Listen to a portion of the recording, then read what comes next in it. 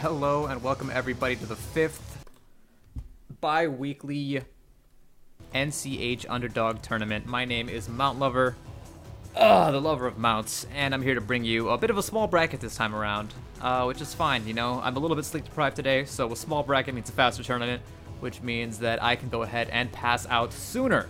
I'm going to go ahead and start the tournament. We're running a little bit late due to some questionable entrance in the bracket there. So yeah, let's just go ahead and let winners round one. This is a bit of a weird call because we've got such an unbalanced bracket. We've got oh God, I'll have to refresh it here so that you guys can see. Let me actually go ahead and refresh the bracket because it doesn't actually look like this. Boop, boop. There we go. So yeah, we've got, as you can see, only 2 matches in winners round 1. So it's a bit of an awkward situation that I'm in here. So I can go ahead. I'll probably just let winners round 1 and round 2 go at the same time. And then on stream, I think I'll have, let's see, who do I want to see? I'll have X Arrow and Cookie Cannon on stream for our first match. So let's go ahead and call that out.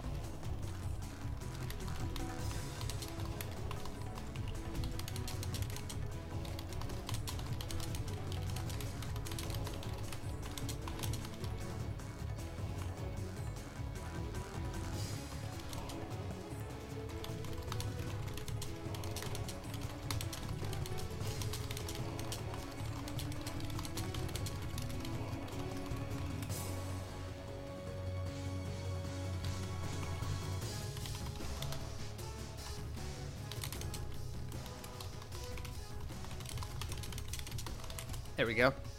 All right, so let's go ahead and invite our 2 first matches, our players of the day. Let's go ahead and send an invite to Cookie Cannon, also known as Sleeping James, but he's going to be using his ult today, versus X Arrow. And now these are both guys that have taken tournaments, I believe, and so I'm expecting great things out of this matchup. I have no idea who X Arrow is going to play, so this should be fun to watch, to say the least. By the way, how's it going to everybody in chat land? How's it going? We got Jimmy P, who we've just learned is actually a character in WarioWare. There's actually a character in WarioWare named Jimmy P, who looks exactly like the main character from Bo. And yes, it took a lot of practice to figure out how to pronounce blah, and I just messed it up. Oh, this is not a grudge match. Let's go ahead and fix that. Let's do this. When the hell did I have another grudge match recently? Let's go ahead and, there we go. Let's go ahead and fix that. There you go. Yeah, this is Grand Finals, everybody. This is pools. All right. Welcome to Sleep Mount. I mean, Sleep Lover. I mean, Mount Sleep. Hopefully I'll be able to bring you guys some really cool, like, loopy, sleep-deprived commentary. Whoa, what is this costume? Oh, jeez. Cookie Cannon with the I don't even know what this Dulcim costume is supposed to be, but it looks weird. It's scary. And we have X Arrow using Colleen. Oh, no. This is actually pretty cool. I think Colleen does pretty well in this matchup just because of the fact that she has access to that V-skill, which does a really good job of catching the. If you could just whiff it in neutral, and if you happen to catch one of Dulcim's extended normals, bam, you get an auto counter. And so I actually think this is one of those matches that's in Colleen's favor. And so let's see if X Arrow knows how to use that. Oh, right off the bat, he just lets it rock. He's not afraid of any kind of. There we go. He has the answer. He knows this matchup. He's ready for it. Gets the forward throw. Cookie Cannon starts pressing some buttons. Wow, there's no Dulcim under there. It's just like bandages. It's not even mummy Dulcim. It's just like Hollow Man Dulcim. Oh, that's punishable on block. Super punishable. There we go. Cookie Cannon goes ahead and does whatever he wants. Oh no, gets the slide too meaty. Too meaty for his own good, and actually completely whiffs it instead of hitting it on the last frame. X Arrow tries to go for the parry, but yeah, just go for those V skills, honestly. The parries you have to, or the counters I should say, you actually have to guess between airborne, low, or other normal. But the V skill, it'll just counter everything. You just have to be careful because it is very punishable on block. And people like to say that it's you could space it to make it save on block, but that rarely ever happens. Even Punko only gets it safely spaced like 1 in every like 4 times. Cookie Cannon manages to close it out with the instant overhead. That's gonna be round 1.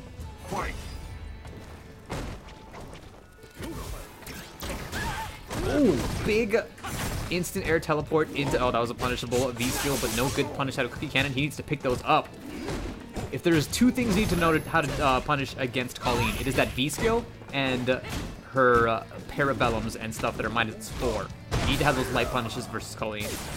Pretty much everybody else in the game you can get by without light punishing, but Colleen, you need them. Very good, very low dive kick there from Cookie Cannon. Ooh, okay. EX Vanity into whatever that's called. I know what it's called. Silver Edge. That's what it's called. Good dive kick into tick throw. X-Arrow getting worked into the corner. Not quite familiar with Colleen's tools. He's not using Colleen's great buttons a lot. We saw a little bit of a weirdly timed crouching medium kick, but Colleen actually has some very underrated buttons. She's got standing medium punch, which is pretty much confirmable into her EX Parabellum. It has decent range. It's a pretty good standing medium punch. And then it's also, I think, +2 on block, which is pretty good for, which is actually really good for standing medium punch. Those are normally +1. It's go time. Okay, we're back to character select. I don't think that Colleen's gonna work out for X-Arrow here. Not in the first match, at least. Let me go ahead and hop to the back. And then Colleen's also got access to that back heavy kick, which just has crazy range. It's and it crush counters, although you can't really get much off of that crush counter. But that's just an excellent keep away button. Let's do this. Also kind of difficult to whiff on it just because of how much range it has, how far back you have to stand in order to get it to actually whiff. And then, of course, she's also got that crouching medium kick, which is a little bit unconventional in that it's actually plus on block. So what you want to do is use that from a lot closer than you'd normally use a crouching medium kick, sort of frame trap out of it. Yeah, X-Arrow immediately just says, nope, that was a mistake.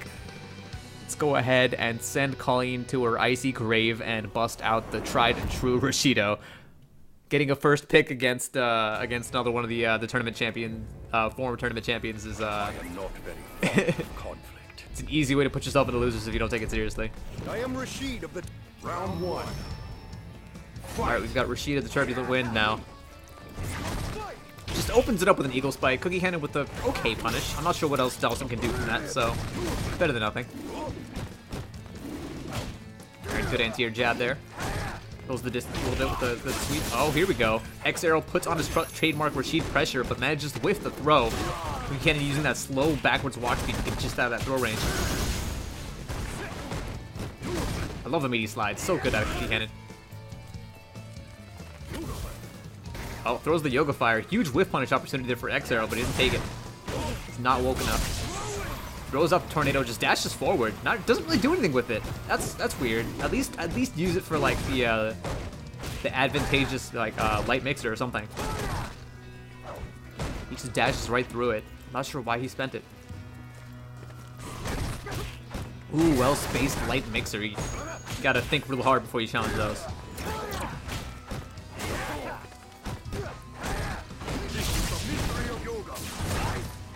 EX Mixer into just press buttons. Cookie Cannon doesn't challenge. Or EX Eagle Spike, rather. Ooh, connect with that light mixer. Spin, punish opportunity, but instead he V-reversals, and somehow he V-reversals late, so that X-Arrow is even able to block it. But there we go, instant overhead again. Tried and true classic round finisher. Hey, look at those eyes on Dawson. We just got those 2 glowing beady orbs in his head. This is a cool costume. Oh, good. Oh, almost good confirm out of the Yoga Fire. Surprisingly difficult to get those combos out of the instant air teleport heavy punch. Yeah, I know, right? Is this what's inside of all mummies? Like, are all mummies just completely hollow on the inside like this? Oh, tries to challenge the EX Eagle Spike, but unfortunately the jab just doesn't reach. Very tough to challenge Rashid on anything. It's like on paper you could challenge him on everything, but you never really want to. No punish on that raw Eagle Spike. which means that X-Arrow now got a license to just use that whenever he wants. If you're not going to punish it, it just becomes a viable tool. All those frame traps are so hard to deal with. I'm sorry, friend, but this is going to be a full screen overhead. And then baits the V-reversal and throws Cookie Cannon to his knees. Final round. Fight. I love how his title is sorry as well. I'm sorry, friend. Alright, good punish on the Eagle Spike. Yeah, that might actually be the best thing that Dawson can get off of that. Most characters can dash forward and then press like a 5-frame button, but I don't think Dawson can.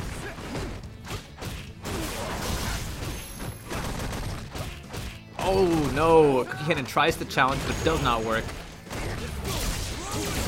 Challenging that. Oh no, he V-reversals and then manages to recover right into that tornado. That was an interesting little setup there. Alright, good V-reversal. Gonna build Cookie Cannon a little bit of real estate to work with, but nope. EX Air Eagle Spike to work him right back into the corner. Good anti-air. Oh, has the confirm, but drops it. It wouldn't have been enough to kill anyways, but it would have been damn good pressure.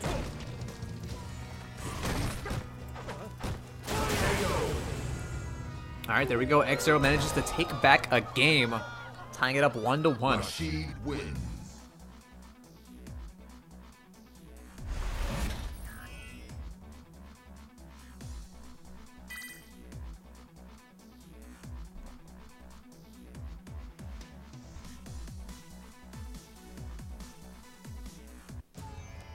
Round 1. Alright, here we go. Ghost Mummy. That's what he is. He's a ghost and a mummy.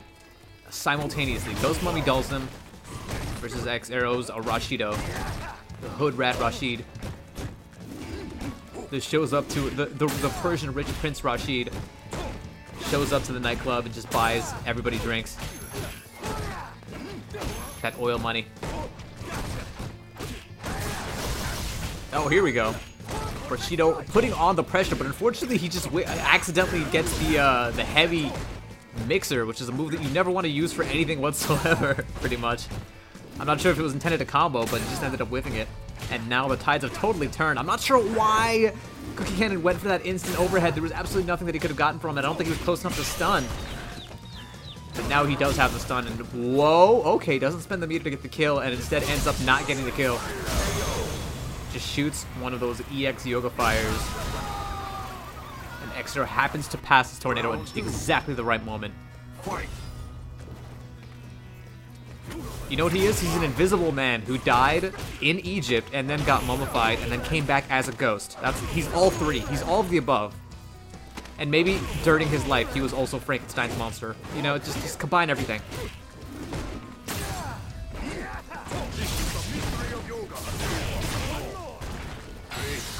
Oh, here we go. Anti-air critical art. This might work. There it is. Good damage and good corner pressure here for Cookie Cannon. Stuffs that EX Eagle Spike before it can get off the ground. Oh, the float. Just to dodge any kind of air shenanigans. But now Cookie Cannon is still on the ropes. The corner carry off of that EX whirlwind shoot into V skill is just so ridiculous. You just all of a sudden end up in the corner. You don't remember why.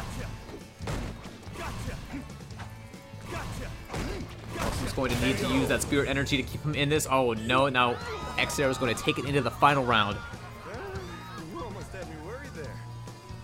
Final round. Hey, is this like a ghost-themed tournament this week? We've got Ghoulston in the bracket. We've got Undead Man or something like that. And then we've got this ghostly, ghouly Dawson.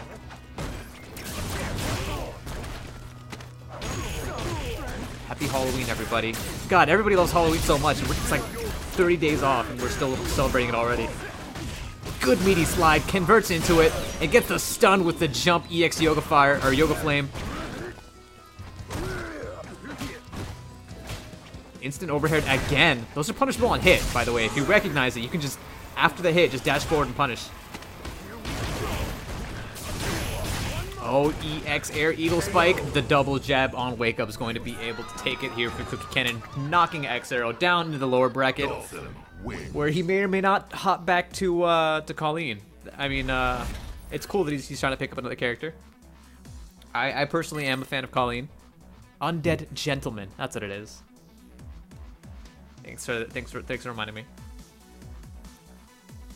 But yeah, good stuff to both of our players. Good stuff to Cookie Cannon.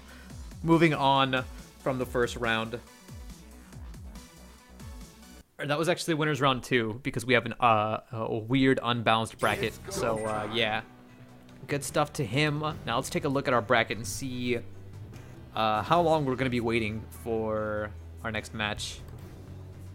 So basically everybody in winners round 1, winners round 2, and losers round 1 should already be playing, and we should be waiting on the next match before we proceed.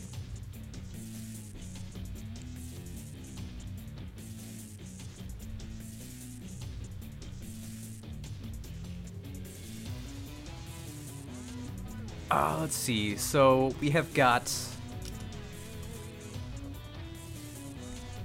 Paces X taking it over Jamie P. Strongman 2-1. Strongman taking it over Distens 2-0. Honky Magoo taking it over Kafer 2-0. Undead Gentleman taking it over Simply KTG 2-1. Saltiest Senpai taking it over Crankshaft 2-0. Ghoulston taking it over Carly Slay Jepsen. Another Halloween themed name. 2-1. Zandu taking it over Yoshi at 2-1. And we're currently waiting on the outcome of... Oh, wait, no, we already had Cookie Cannon taking it over X Arrow 2-1. Let's go ahead and update that for them. Bam. And we're waiting on the outcome of Paces X versus More Crabs and Perf versus Strongman. It looks like Perf just took it over Strongman 2-0. And we are almost ready to move into our next round. We should also currently still have Yoshi for the win, playing against Karen's Anime Hair, and Simply KTG versus Distens. Let's go ahead and take this quick moment to label this bracket so people know where they are.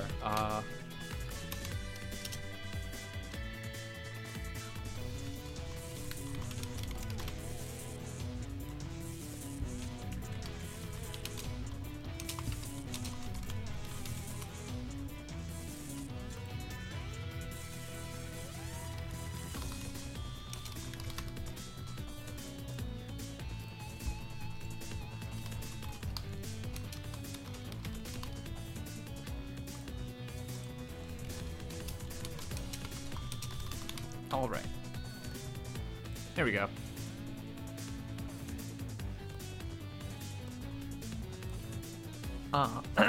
Looks like we're still waiting a little bit on some of these matches to clear up, but for the most part, it looks like everybody should be currently having their match. Remember to let me know in the Discord chat if there's a no-show or something, or if you have any other kind of problems. I'll be sure to address those. Let's see.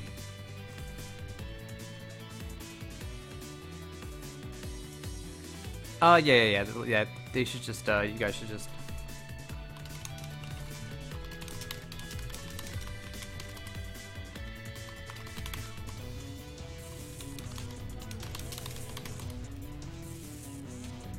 Alright, looks like we have another match ready to go. So let's go ahead and send an invite to More Crabs.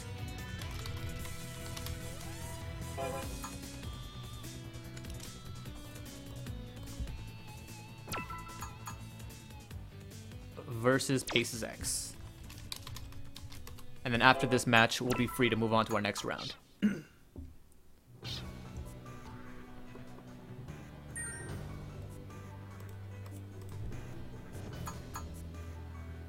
Yep, Krabs wanted to showcase his stuff on stream. This is actually fortunate because I would have needed to fill quite a bit of time.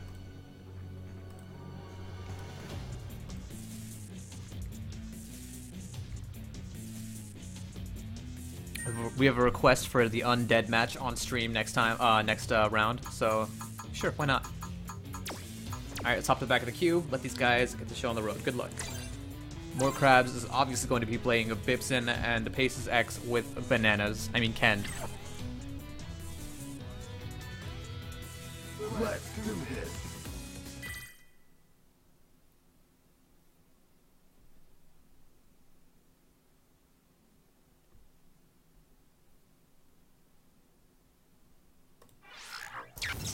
Yep, here we go.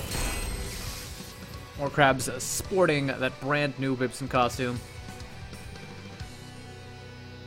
And Paces X with the tried and true Ken. Let's go ahead and hop to the overlay.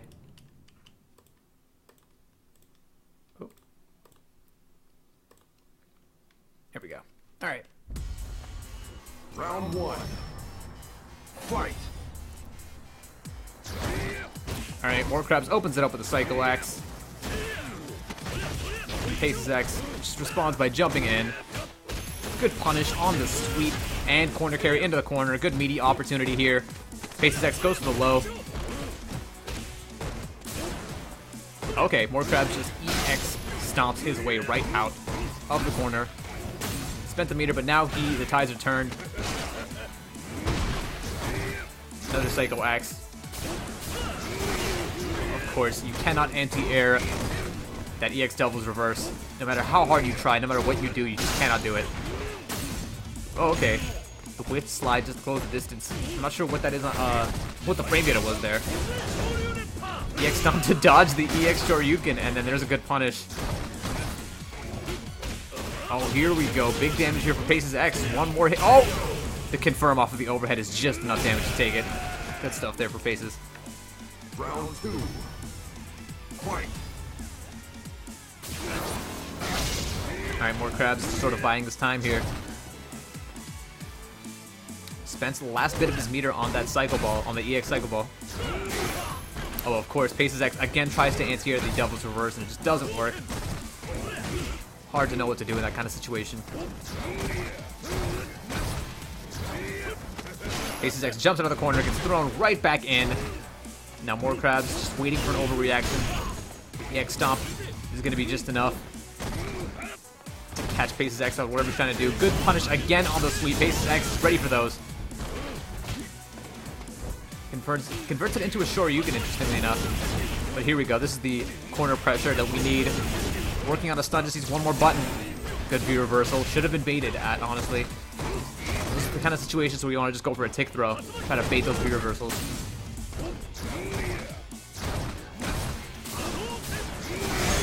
And the Devil's Reverse is, of course, going to take it.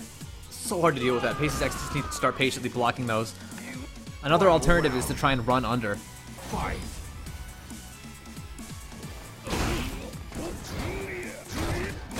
Paces X trying to go for the neutral jump, jab, anti-air. Oh, good confirmation out of the crouching medium punch. Here we go. Another jab confirm into heavy Tatsu. Whoa, okay, I'm not sure what Paces X was trying to go for there. I think he was trying to use an EX Fireball to extend his pressure after that chin bust target combo, but he accidentally got the EX Shoryuken, and that's going to cost him dearly. So much damage, and more Krabs out of the corner now. Putting on the pressure.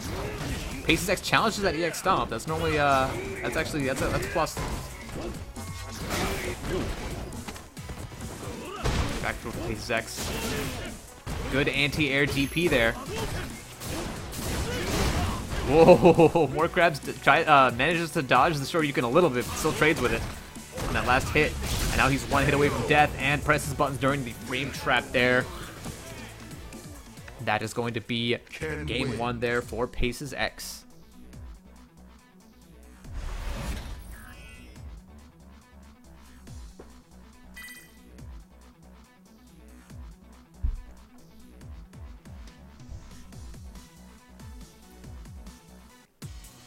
So it looks like Paces X never really adapted to dealing with the EX Devil's Reverses there. And so that's something he's going to need to start learning to react to. And I'm not really sure what, if anything, more Krabs did wrong there, except for, of course, the overuse of slides. That ended up getting him punished a lot. He also did have a bad tendency of pressing buttons on Wake Up. It looks like he did patiently block there, but you have to keep blocking after that Fireball. You have to keep letting Ken apply that pressure after that Fireball, EX Fireball rather, until he runs out of meter or stops using it.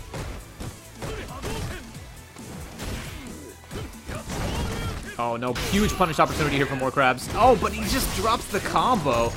He ends up going into slide and then V-trigger canceling it, but no, yeah, you're not going to be able to take this with those kinds of drops, especially off of a DP punish. That was the break that more Krabs needed to stay in this. But Paces X here on set point. The X Fireball, Paces just runs into it. Oh, more Krabs blocks the Tatsu, reacts with a throw. Not sure if it was a punish or not.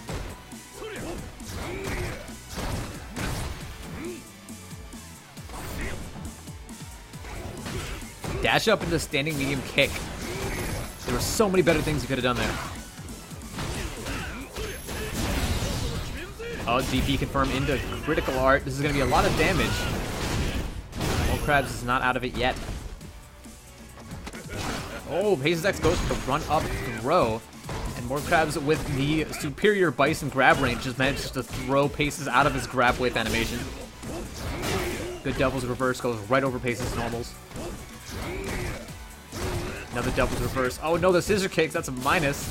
Handing your turn to your opponent when you do that kind of stuff, which is not Bison's forte. Another Devil's Reverse. Oh, here we go. Feature canceled Scissor Kicks into a grab is going to be able to keep more Krabs in this. Final round. Fight. What is this costume supposed to be? This is like Beast King and Bison. Reminds me of like the one of the beast demi-human kings from Fire Emblem with like the little fur cape and stuff. Whoa, okay, they uses the invincibility frames on the EX Devil's Reverse to completely dodge that Shoryuken. That's why you just cannot anti-air that. If the M Bison player plays his cards right, he can just dodge every single answer to those Devil's Reverses. Ooh. Full screen teleport. There we go. Paces X finally manages to catch more Krabs with an anti-air, and that might be all he needed to close this out. Here it is. Paces X takes it 2-0 over more Krabs. Ken wins. Yeah, I love that Paces X started to use those EX Fireball combo extenders, or block string extenders. Just use the jab into Chin Buster, into EX Fireball, into jab, into Chin Buster, into EX Fireball, and just loop that over and over again, hoping that his opponent would match buttons in the middle of it. And yeah, more Krabs was not patient enough to block the entire thing. You just have to let Ken waste all of his meter on those block strings. And it's kind of funny, because that's normally Bison's game plan, is to do stuff like that. Use that stuff like EX Shadow and Psycho Inferno to extend your block string over and over and over again.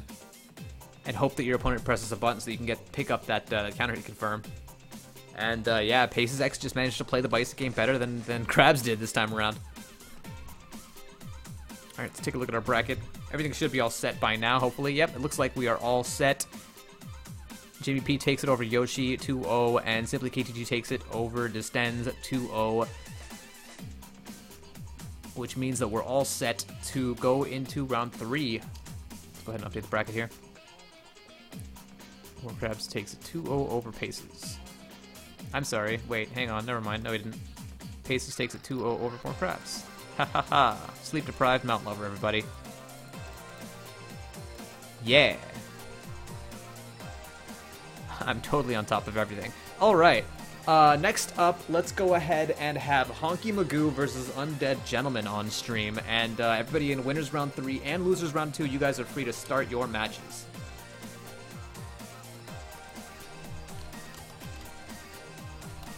Okay.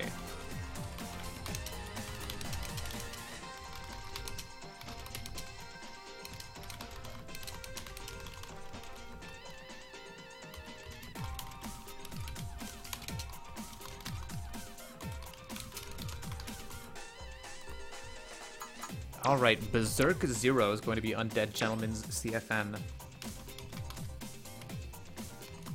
Not Berserk Zero, Berserk Zero is how he typed it to me, which is not apparently a CFN. Let's try Berserk Zero. There we go.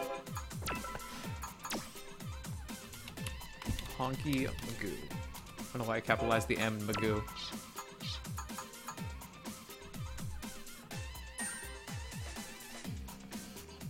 Alright.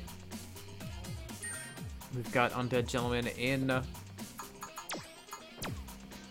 the lobby, and we've also got Honky Magoo ready to go. Let's go ahead and get the show on the road.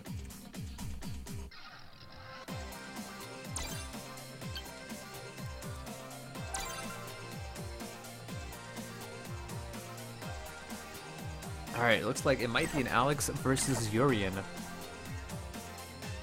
Let's do this. But let's find out once we go through the character select screen.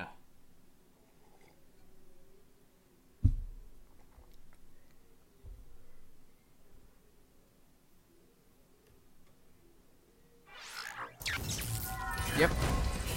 And it looks like Honky Magoo is going to be using that swag Gil skin, which is so good looking. And it makes me so happy that that skin is in the game, because that means they will never put Gil in the game. Which is great, because that would have been awful. Gil is an awfully designed character, and he's not designed to be a good character. Round one. Fight. Alright. Honky Magoo opens it up with his pyrokinesis. I mean, his fireball. Which side would that be on? Pyrokinesis versus cryokinesis? I think when his fire side is facing the screen, it's pyrokinesis. When his ice side is facing the screen, it's cryokinesis. I could be wrong. I could be backwards. Honky Magoo with the back throw into the corner. With the forward medium punch, the -2 tick throw. Always works. Throws Berserk right out of that sledgehammer, and that's something you always have to be on the lookout for versus Alex players. Whoa, the weird setup there. But yeah, that's something you always have to be on the lookout there for versus Alex players. Whenever they pop that V-trigger, they are going to be looking for that sledgehammer whenever they can, and so you just want to throw them out of that if you see it. Throw will beat sledgehammer 100% of the time. Just walk up and throw more often than usual, and you will be golden against a V-trigger Alex. Double forward medium punch. You always have to respect those. I mean, you're supposed to challenge them, but it's forward advancing. The hit stop on it is so small, and it can frame trap into overhead. And so, if Nurian has V-trigger, you have to respect it. In this kind of situation, you're supposed to challenge it, but it's just so difficult to react in time. Honky Magoo has no problem taking that set.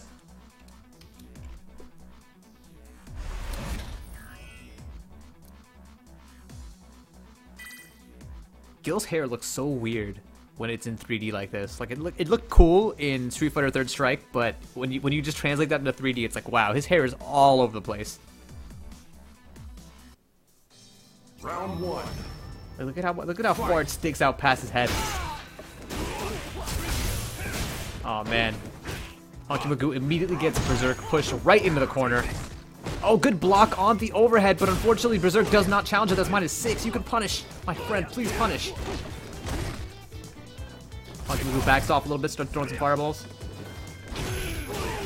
Oh, here we go. Good conversion into Lariat, into V-trigger, into Lariat.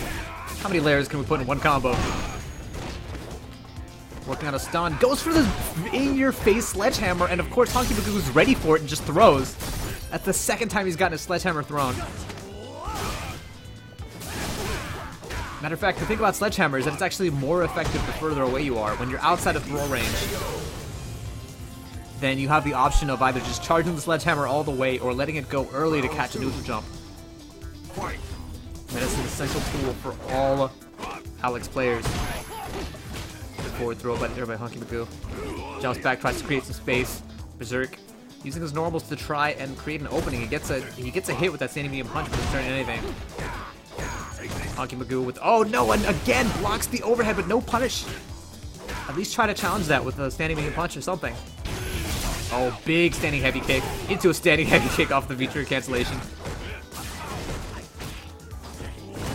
Sledgehammer tries to let it go early in case of a neutral jump and just gets punished. Oh no, Honky Magoo throws out the wrong Aegis. He's just gonna chill in his mirror nice and toasty here.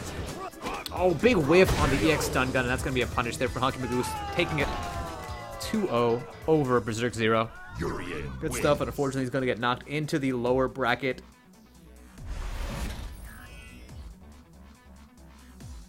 Let's see if Berserk 0, aka Undead Gentleman, can rise from his grave and work his way back up into top 8 from the lower bracket. Honky Magoo is going to be cruising into top 8. Winners from here. Let's go ahead. That was a really quick set. Let's go ahead and take a look at our bracket and see what's going on. What is going on with Twitch alerts is what I want to know.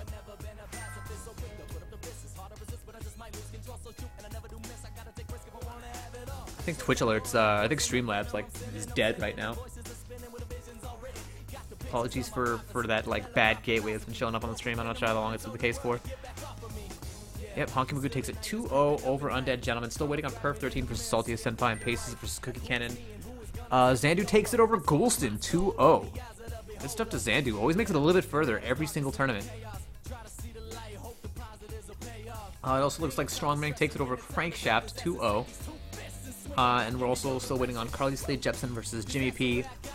Kaver versus Simply KTG, and X0 versus More Crabs. I actually hope that the Jimmy P manages to make it to the next round so that we can see some of that Minot in action.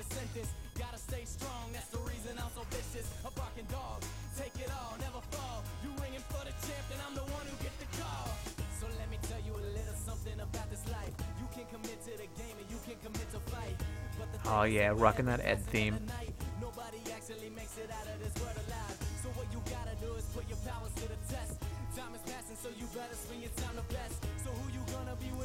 Undead Gentleman saying every matchup is a bad matchup against Alex. That's not necessarily true. Alex has some good matchups. I feel like I know Karen is definitely a little bit advantageous for Alex. And I feel like possibly Birdie as well. Although I can't be sure.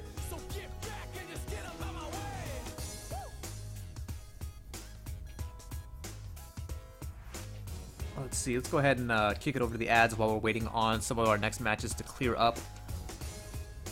Let's see if I can keep up with it while I'm sleep deprived. Remember, if you're looking for a podcast to watch after these tournaments, a little bit after these tournaments, at 7 p.m. EST every Sunday, you can tune into a weekly gaming news show. They're good friends of ours, and they're just a podcast that talk about video gaming news every week. They've usually got some pretty cool insight going. Additionally, if you are a fan of Injustice 2, or even if you're not a fan of Injustice 2 and just want to see what competitive Injustice 2 looks like, you can tune into our very own Clash of Heroes, which is an uncapped Injustice 2 tournament that we hold, I think, every other week, just like this one. It usually actually has a pretty good turnout. People love watching Injustice 2, apparently. Probably just because there aren't very many Injustice 2 tournaments to watch. Additionally, if you are in or around the EU or want to watch EU tournament action, you can tune into the Underdog Series for our EU Street Fighter V block. They are also bi-weekly, and they have the same format that we do. And also, if you want to watch some replay critique, you can tune into Beginner Breakdowns, which is usually live bi-weekly at 9 p.m. Not sure if they're still doing it on a regular schedule, but you can catch our VODs, where they basically just go over user-submitted replays and critique them. Additionally, our friends at the r/Street Fighter Discord host uncapped Street Fighter V tournaments pretty much every week. And yeah, those are a pretty good place to go if you are too high rank for the tournaments that we host here at New Challenger. That's usually where we direct people once they start to make platinum and stuff like that.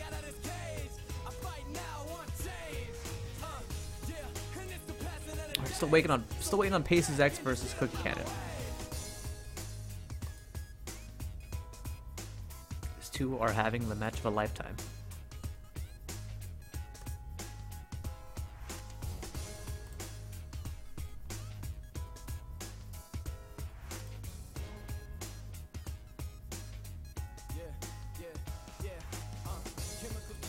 I'm still waiting on Paces versus Cookie Cannon, which I think should be what? Ken versus Dawson? It's a bit of a weird matchup. I would not want to play that matchup as Ken, honestly. It's winnable, but it's just annoying.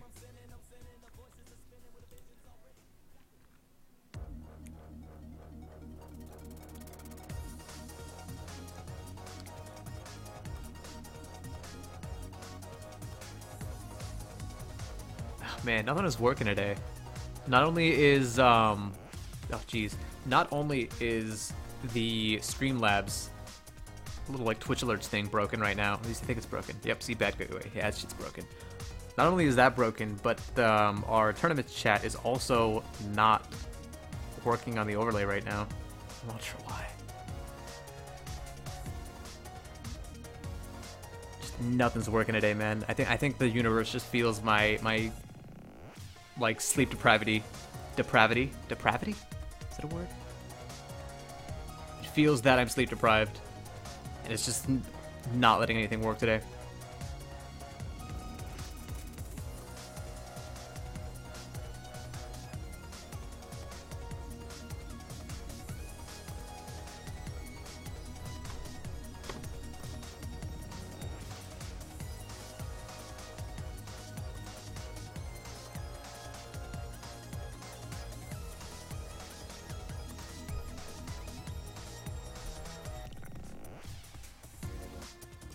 Alright, let's ping these guys and see if they're still playing.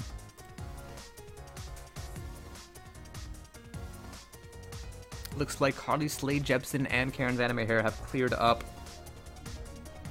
Looks like Karen's Anime Hair actually took it 2-1 over Carly Slade Jepsen. So that's good for Jimmy P there. Oh, yep, and More Crabs takes it over X0 2-1. So, you know what? We'll let Paces X and Cookie Cannon go ahead and battle it out. Since we're not ready to show top 8 anyways, we can go ahead and allow losers round 3 to start. And on stream, I'm going to go ahead and have Karen's Anime Hair versus Undead Gentleman. So let's go ahead and let them know.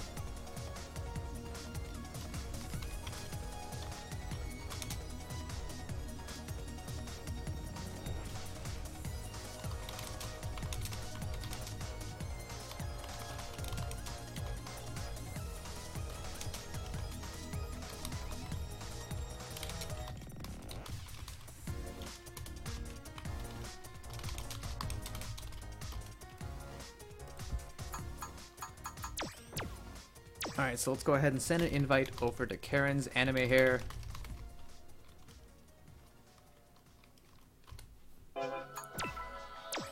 And Berserk 0.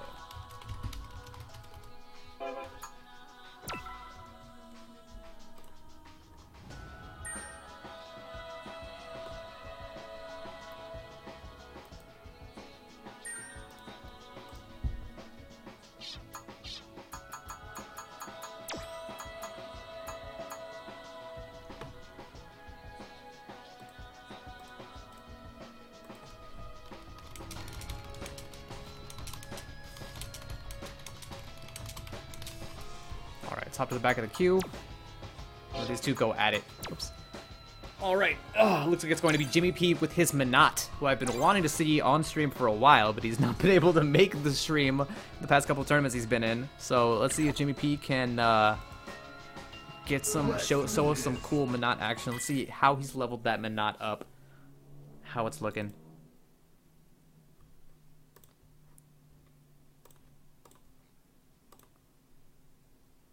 Go ahead and cut the overlay over. There we go. Alright, currently in the lower bracket, we're going to have Jimmy P's Minot versus Berserk 0, again, with that Alex. Minot, the actual Egyptian, using the mummy outfit there. Although I hesitate to call it anything resembling a mummy, it's just a naked girl with bandages on. Which is far superior to a mummy, if you ask me.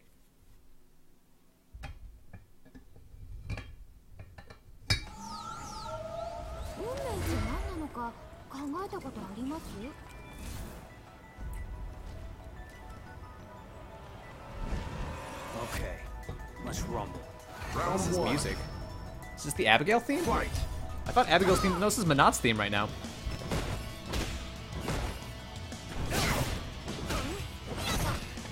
Alright, Karen's Anime Hair is just trying to. I'm sorry, I was dazzled by the music for a bit. Karen's Anime Hair tries to keep Berserk 0 out with those Minot normals, which is. They're amazing normals, but unfortunately lets Berserk 0 get a jump in, and then that just immediately. This kills the Minot right now. Minot is the best character in the game at playing keep away, but unfortunately, once you do get in, he just melts away like butter on a hot griddle. Oh, good throw. I'm not sure why Jimmy P would possibly dash forward after that back throw. It's designed to create space. And so what you want to do is take that space. Good crouching heavy punch, anti-air.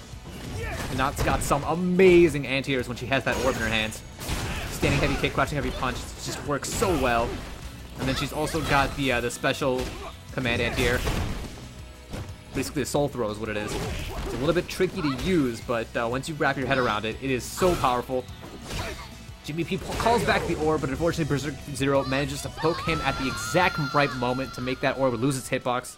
It does stop having any kind of any kind of hurtbox, or rather hitbox on it once you tap Minot at all after she calls it back. So it's a lot less tricky to deal with than it might seem.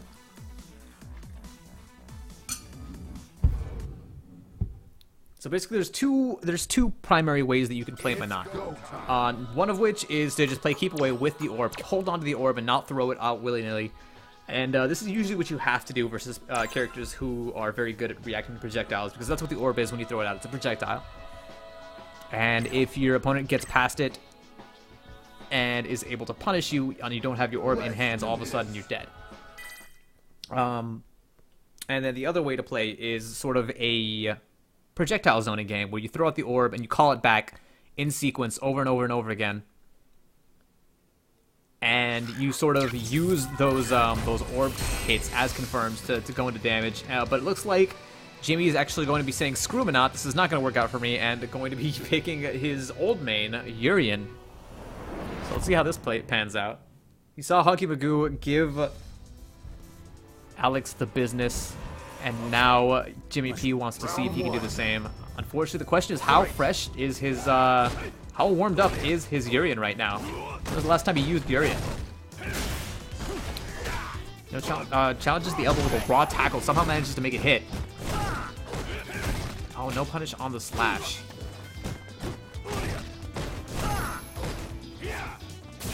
Tries to challenge there, doesn't manage to get a punish. Pretty sure the slashes are all punishable, except for the EX. Maybe the light?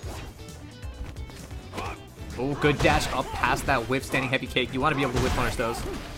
Urian's sweep is very good for whip punish and stuff like that. He has Berserk Zero in the corner, doesn't know what to do.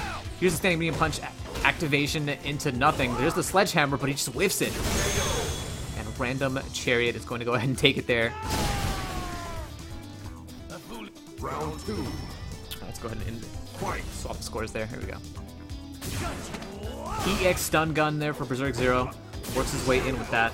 That's a hell of a way to say hello.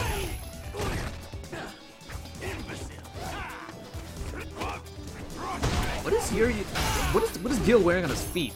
Did he always have shoes? I could have sworn I remembered Gil having bare feet. It's a little bit weird. And they have toes like peeking through them. Like, what the hell are these shoes? There's just cloth wrapped around his feet. Crouching medium punch into activation, into sledgehammer, into EX knee catch. Good stuff.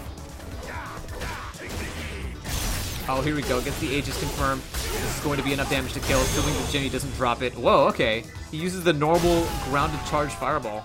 And it's just enough. What is this hair? What is happening to Urian's hair right now? It's just blowing in his face. This is more bananas is what it is. This isn't like a mod or anything that I have installed. That's just how his hair works. Alright, it's one game there for Jimmy P. Round 1. Fight. Oh, very high violent knee drop, and that's actually a punish with those jabs there for Berserk Zero. At least I think it was. Lariat. Alright. Karen's enemy here just sort of violent knee drops his way to safety. Trying to play the Keyboy game, but you don't really need to against Alex. Power bomb into the corner, working on a stun and a kill.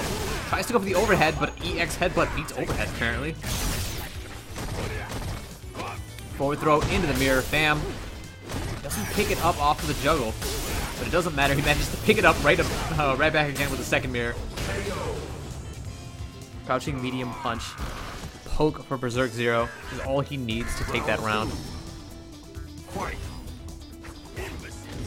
Karen's enemy here just sort of whiffing standing heavy kicks in neutral. Very dangerous thing to do. A lot of recovery on that. Very easy to get whiff punished, even in this game.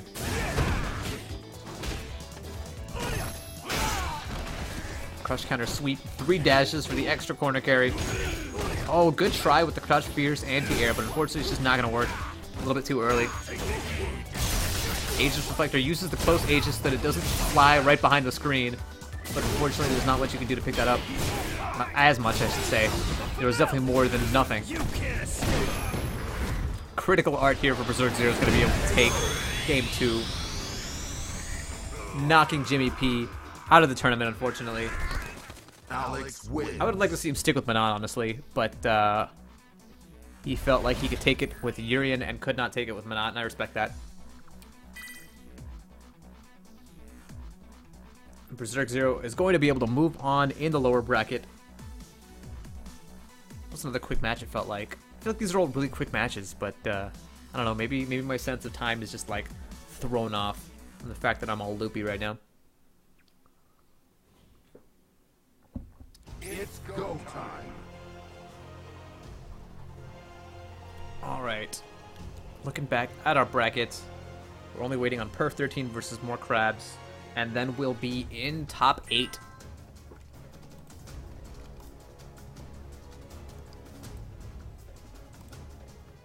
Let's see. Dead Gentleman took it there, 2-1. Over Karen's anime here. Jimmy P, I'm sorry, but you are now officially out of the tournament. But, hey, at least I'm glad that we were able to see the Minot on stream. Hopefully he'll improve that Minot. Come back stronger than ever. Currently waiting on Perf versus more crabs, but now that we are in top 8, we're going to be progressing one match at a time instead of one round at a time, and we're going to be showing everybody on stream in the order of their numbers listed on challenge. So the next match is actually going to be Undead Gentleman versus Cookie Cannon. Let's go ahead and actually see if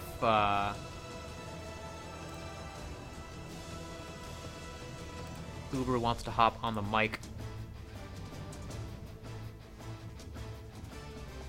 Let's go ahead and add him.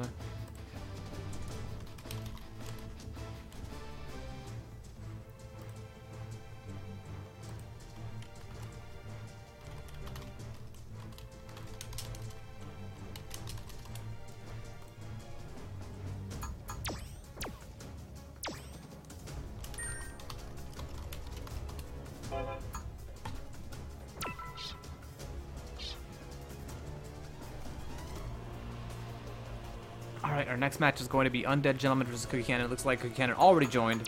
Good on him. And let's go ahead and send an invite to Berserker Zero as well.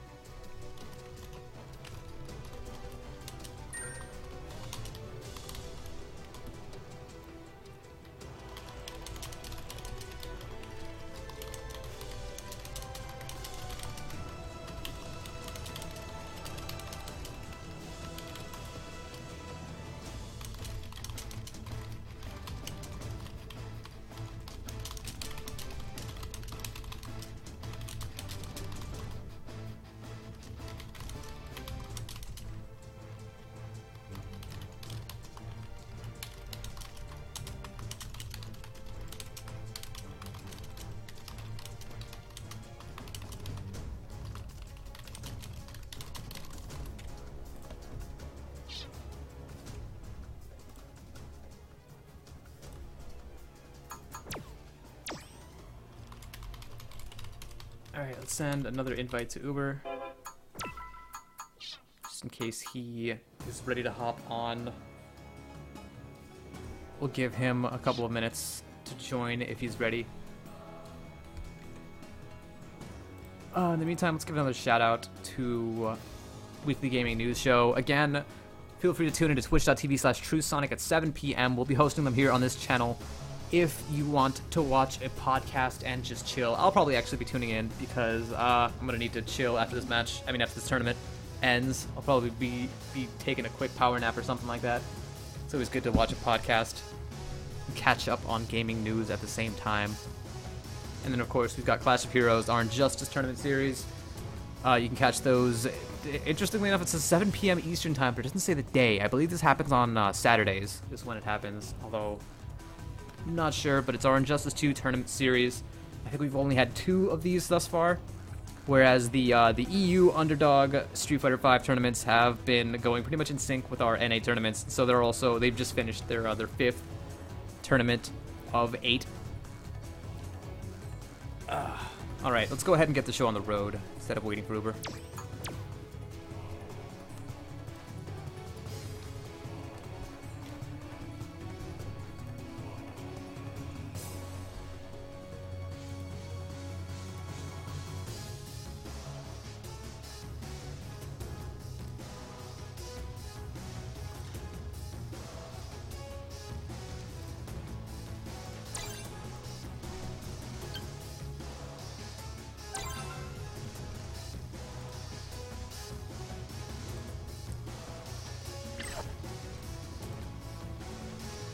Let's do this.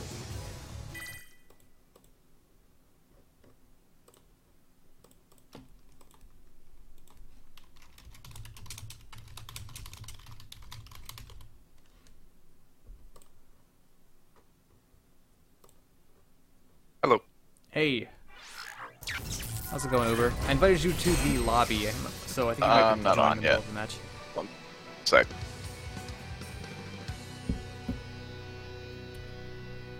Alright, but so we're going to be having Berserk Zero, aka Undead Gentleman, with his Alex, against this Halloween costume Dhalsim. This ghost mummy can't decide exactly what he wants to be Dhalsim. Invisible man Dhalsim. I am not very fond of conflict. Round 1. Fight. Alright, Cookie Cannon opens it up with some typical zoning, but there we go. Instant air teleport into heavy punch. Isn't gonna treat this like the Zangief matchup. Isn't just gonna match standing me pick all day. Oh, huge jump in for Berserk Zero. Immediately has Cookie Cannon on the ropes in the corner, working on a stun. There it is. All warmed up. Here's gonna be a huge combo. Might even be enough to kill, but instead he goes for the reset into a Hyper Bomb, and that's gonna be able to take round 1 here for our Undead Gentleman, Berserk Zero. Round 2. Fight.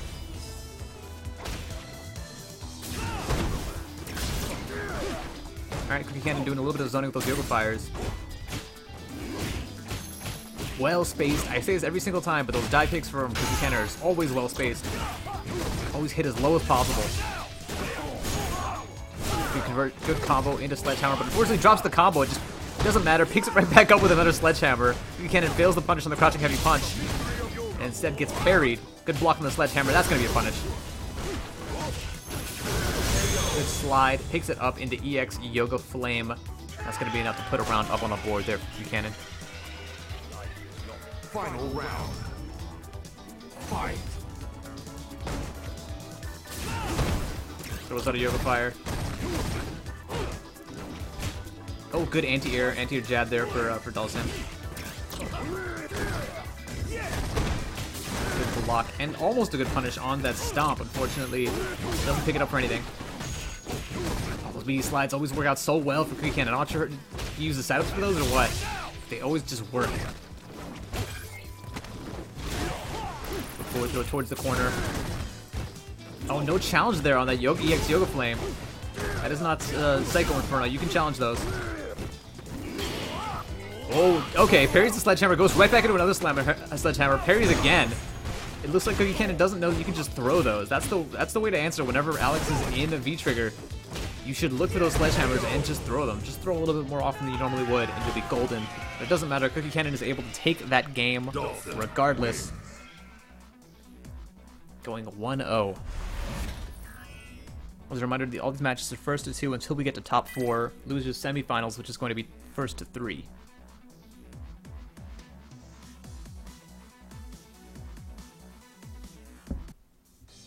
Round 1.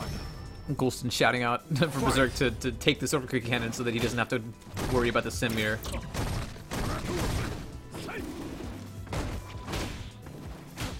Good crouching mini punch to stuff the slide there. Still a good button for Alex there, even after the nerf. Again, hits with the meaty slide, goes into the throw. Again, hits with it. Huge swan dive, somehow manages to connect.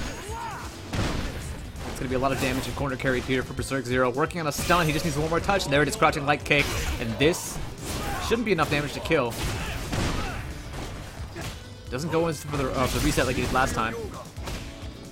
Good idea there by Cookie Cannon trying to stay alive, doing whatever he can. Oh, here we go. Alex is cooking. All of a sudden, all of his life is gray, but it doesn't matter. One crouch medium punch. It's going to be able to take it there for Berserk. Looks like I won. Alright. Round 2. Fight.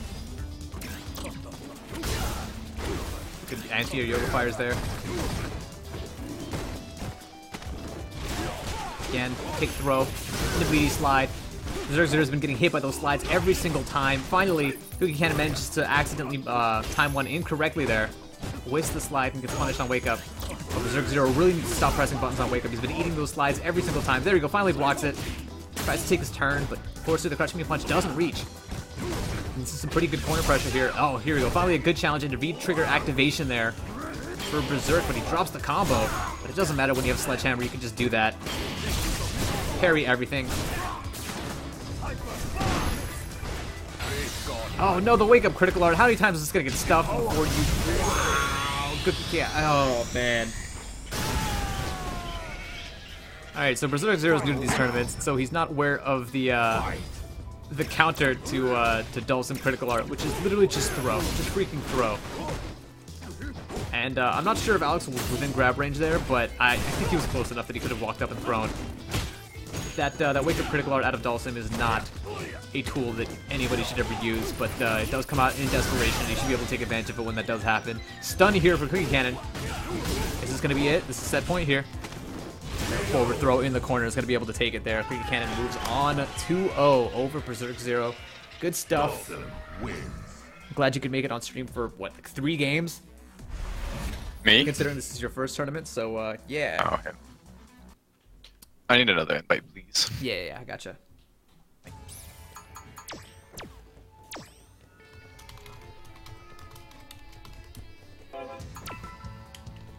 Alright, our next match is going to be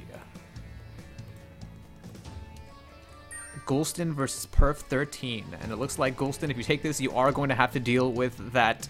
Well, if you take this and the next match, you are going to have to deal with that Dhalsim mirror in loser semis. So have fun with that if that happens. Good luck. I don't remember the last time we had a sim mirror, so that should be fun to watch.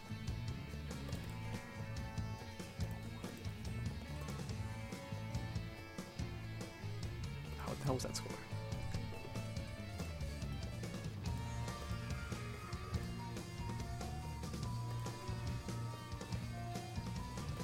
I can't remember if that was 2-0 or 2-1. Just go ahead and say it was 2-0. Alright. Alright, next up we've got Golston and Perf. Let's go ahead and send them their invites. Oop.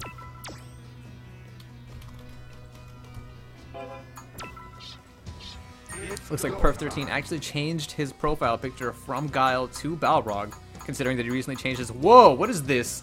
What is this, Ed? Are we going to be seeing Ed? Alright. I very much doubt that he's going to pick Ed. I feel like he has to go with his tried and true Dhalsim, but we'll see. Maybe Golston's been working on an Ed. Or maybe this is his Dhalsim counterpick.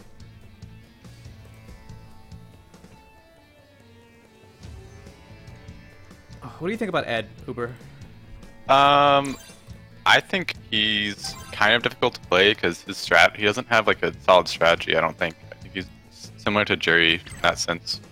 But at the same time, he gets you in the corner, it's really difficult to get away from him because his normals are really powerful. Yeah, his normals are super powerful, and his offense and his rushdown are really scary. But then he just has he doesn't have combos. Like, he just doesn't have them. He doesn't have combos and he doesn't have Oki. And so it's just like, he seems scary until you realize that he's just not doing anything to you. You have to be really conscious of where you're at, like knowing if your combos will actually connect. Mm-hmm. Otherwise, Absolutely. you're going to be... You have to be really good at range confirming with them, is what it is. And if you're out of range for anything, then you just can't do any combos. You just have to take hits and just walk up and continue pressure. Round 1. Fight. All right, here we go. Golston versus Perf, the Dhalsim Orog matchup. Perf used to play Guile and then switched to Balrog and seemed to have to be able to use him to a lot of success. Level 4 tap right off the bat. Dhalsim really struggles in this matchup, so he's going to have to keep him out as long as possible. But as soon as Balrog gets in, it's almost lights out for Dhalsim immediately. Absolutely. Super tough to get him off. And that's this is something that we saw last tournament with Perf. He is a master of charging tap. He will always be charging it, and he will use it as an anti-projectile tool. So the second the Golston throws out any kind of fireball, EX Yoga Fire, or just normal Yoga Fire, Perf will not hesitate to try and tap through it. There we go, level 2 tap. Comes right out. Into V-trigger EX dash punches. Crush counter. Oh, crush counter. That's done. And And I actually feel like in the current meta, like one of the strongest talents that you can have, or one of the strongest instincts that you can have as a Balrog player right now, is to know exactly when you have level 4 tap, when you've charged it long enough for level 4, and then let it go perfectly. Level 4 is the one that's +1, right? Yep. Yep.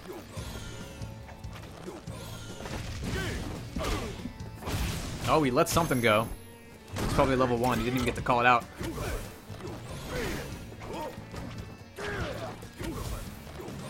Throws up the yoga fires and whatnot. Keeping zoned out at full screen. Oh, it looks like that was Purple's nice not ready low. with the tap that time around.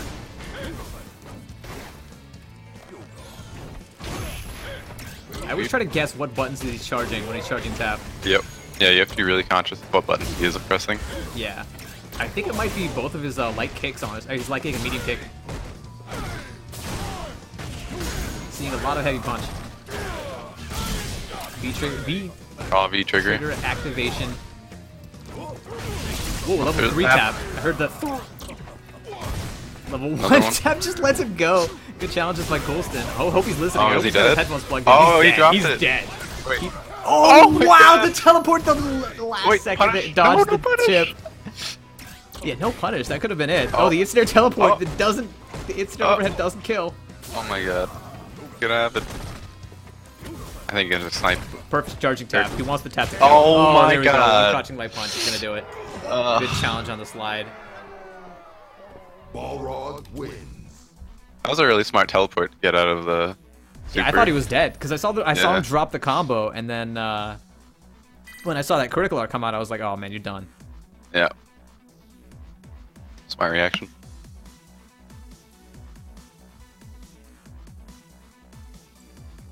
Oh, this blasphemy coming out of Balrog. The gods, they ain't with Jack. Round 1. Fight. I mean, I guess I wouldn't believe in God either if I had a invisible man mummy standing in front of me. That skin is so sick. Ooh. Yeah, this costume is weird. Lord. Alright, Perf 13 immediately has Goulston in the corner. Tries to teleport, still in the corner. V-trigger activation. Level 2 Oh, tap, nice completely teleport. whiffs. Almost has, Goulston almost has a whiff punish, but unfortunately that tap has almost no recovery frames at all. Goulston tries to figure out something here. Trying to just get some kind of an opening here. Oh, again, teleports in the nick of time to keep himself safe. Finds a connection with those Oh, jumping heavy trigger. punches. Can't convert them though. Oh. KKB Turn. into Buffalo Swing. It's going to be able to take it there for Perf, sitting on set point. Fight. Ooh, again. Goulston teleporting out of danger so many times.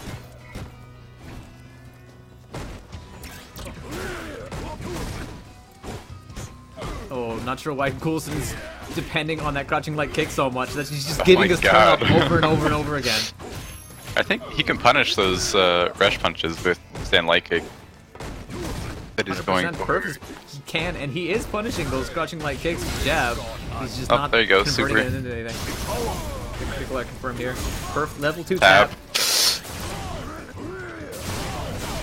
Got out of the corner, but still getting hit.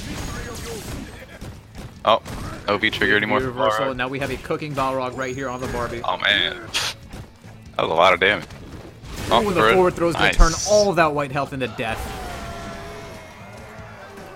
Final round. Fight. Goulston trying to make a comeback here. Oh, jumps right over that level 2. How is it a level 2 tap off the start of the round? That's ridiculous. Oh my god, he's just throwing him out. He's throwing them out. He has no fear. Dawson doesn't have any 3-framers, so even on a level 3 tap, Goulston Yeah. can't really challenge. Right. Oh, I think he's dead. V-trigger activate. This is dead. Oh. This should be dead. Oh, wait. Oh, super. No super. Yeah, that means that Goulston's going to get one more opportunity. Oh, no, he's dead. Rush punch. Oh, press forward. Here's his EX dash punch in your face. That's going to be the game there for Perf. Moving on into the next round.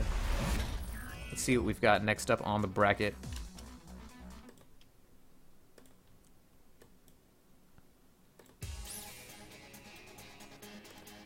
Let's see. That one was 2-0 for perf. Tapping like a madman, proving that tap is the best move in the game. Next up, we're gonna have Paces X versus Honky Magoo, which I think is going to be Ken versus Urian. So let's go ahead and send those two their invites.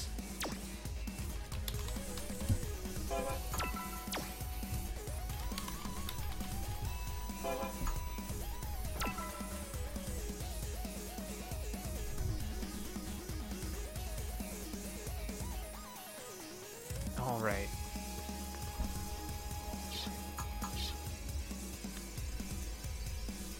So Paces X showed some pretty like powerful tech up against I think it was more Crabs. We had him on stream earlier.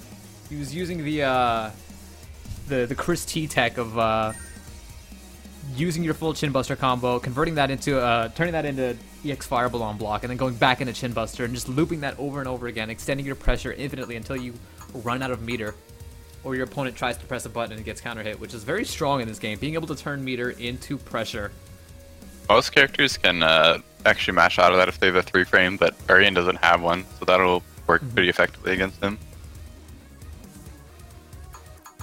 Because EX Fireball is only +1. So EX Fireball into the standing jab. Yeah.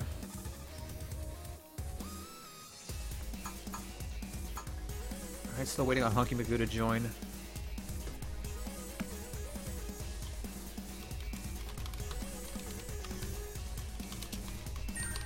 Here we go. Alright. Let's hop to the back of the queue.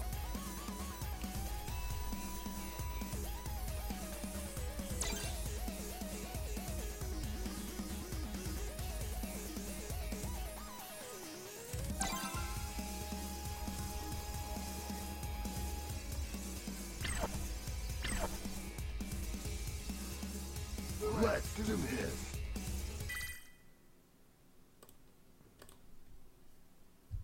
Alright, we are in winners top 8. Paces X versus Honky Magoo.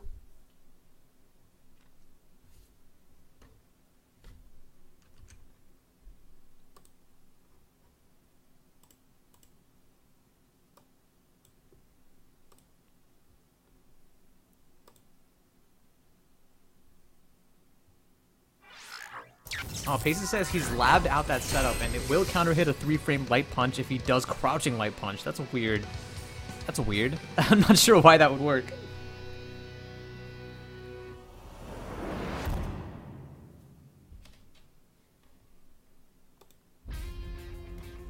Round 1. Sometimes there are weird spacing issues that make stuff work out like that. Alright, Paces X tries to open it up by jumping in. Honky Magoo just throws out the fireballs. He's still activated. He's gonna force Paces to figure his way in. There we go. Got the jump Finally gets a in. good jump in. Ken already has it in the corner. Not a good place to be. No quick rise, it's okay. He can throw loose Overhead. I'll let it in combo. Oh no! X tackle. Oh, it tries to go for the overhead, but nope. Paces X is going to mash back throw to get himself out of the corner. Oh no, overhead. Huge damage. EXDP. He's got another mirror if he needs to use it. Oh, and throw, got it. Jump in into throw is going to be able to take it there with Paces X. Round 2. Fight. Alright, lots of jumping around for both of you guys. Good challenge on the chariot tackle. No one can get away with doing whatever you want after that move. Paces X immediately has Honky Magoo in the All that corner. anti-air. Oh, good pickup off the EX paired Tatsu. Oh, baited it. And this is going to be a lot of damage. The corner carry working on stun as well. Got Aegis though. Yep, here's the mirror. What? Okay, the He backdash mix backdashed. up. Nobody ever expects that one. Oh, Paces X trying to demonstrate the crouching light punch frame trap there. He doesn't need to. One standing light kick is going to be able to take it there for Paces X. Ken wins. Honky Boo just, I'm not sure, he didn't really have control of Pace's X's, like, positioning there. He wasn't really in control. Pace's X seemed to be jumping, dashing around, whatever he wanted. And Pace's X just needed to sit back a little bit, and yeah, it just got pushed in the corner and it got jumped in a lot. Yep. And I know that anti-hitting with Arian isn't the easiest thing in the world, but you can't let your opponent just take the skies for free like that. Jumping heavy punch, air to air. And response by Paces. Oh, nice here. Good air fireball gets the read on Paces, trying to jump in. Apparently, Gil barely changes color at all when when you activate that V skill. At least this color doesn't. I feel like there was so much more they could have done with this costume, like make it so that when you activate V skill, like one of his colors like dominates the other or something like that.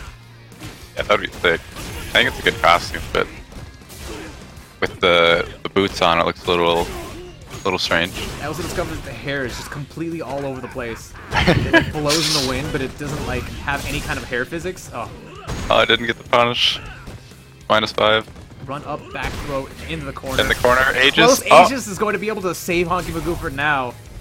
He has one more mirror to his name, and then Paces just Tatsu's right into it. Oh my god.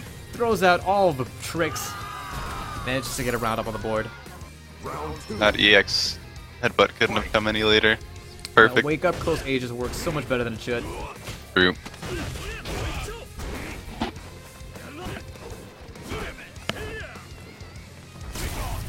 Yeah, Honky Magoo just jumping, backdashing into the corner, and then getting himself cornered. He needs to learn to stop giving up that space. Start controlling his own territory a little bit. Zirian's actually got normals with much better range than Ken does. He should be able to shut down that area in front of him. Alright, here we go. The Aegis mix-ups. Just a random back off into EX chariot tackle. The Zirian classic. Getting close to stun. Oh. Oh no, he got him. Yeah. Taking it to the set point here for Paces. Final round. Fight.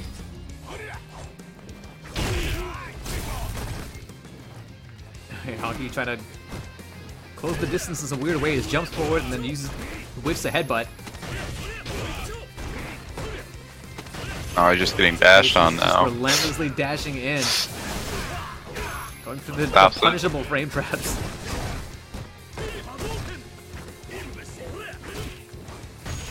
Again, just getting jumped in on back to back, jumped in on, dashed in on.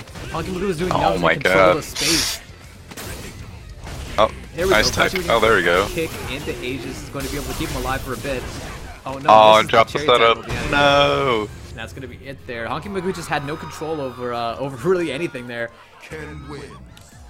You've got to use your superior normals to close off the space in front of you and to anti-air and close off the space above you as well. Otherwise, that's what's going to end up happening. You're just going to get jumped and dashed in on over and over again. It's go time. Good stuff to Pace's X, who's looking really strong this tournament. Yeah, Pace's X takes it, moves on into winners finals.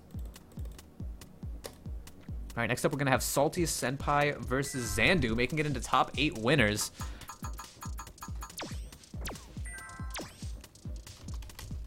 Let's go ahead and send them their invites.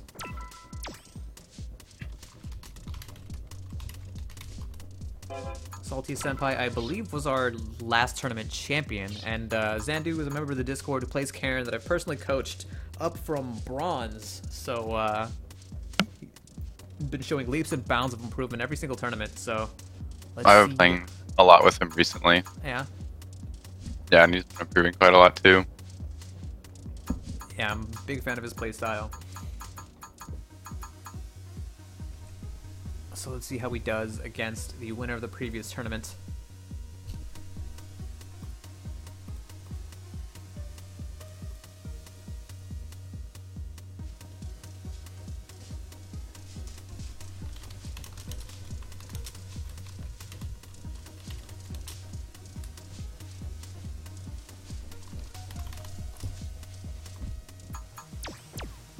Alright, just spam them with the invites there.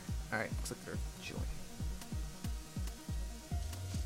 Salty Senpai playing ranked in between tournament matches. Keep himself fresh, I believe. Who does Salty Senpai play? I want to say Guile, but I could be wrong.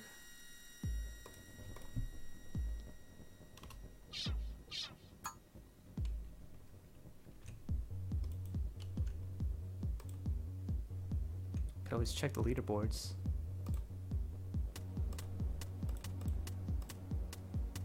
Aha, Guile and Bison.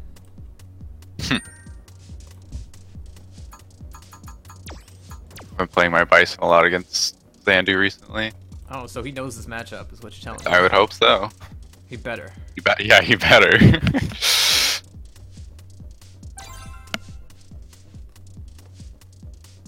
Yeah, I do think that of those two characters between Dictator and Guile, I'd rather pick Dictator against Karen. Let's do this. Yeah, definitely. I think Kyle loses to Karen. Not by much, but He can't just have his way with Karen the way Yeah. he can with most other opponents. So it tends to Exactly. throw Guile players for a loop.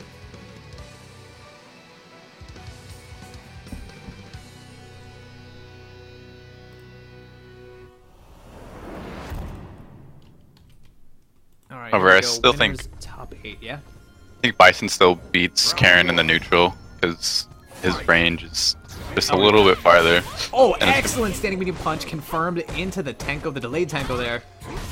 That's what I love to see.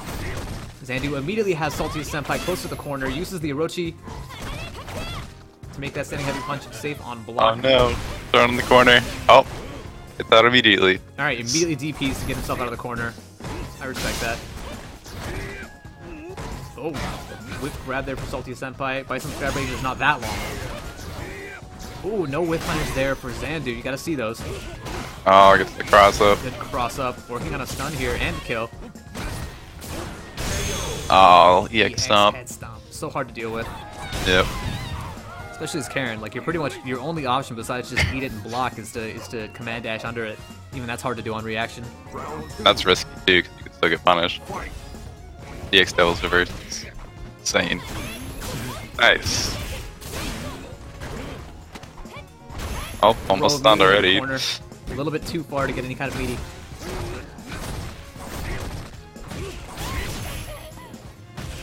Oh, another the cross up cross works in the corner. again. That jumping medium kick from Bison is just crosses up so deep.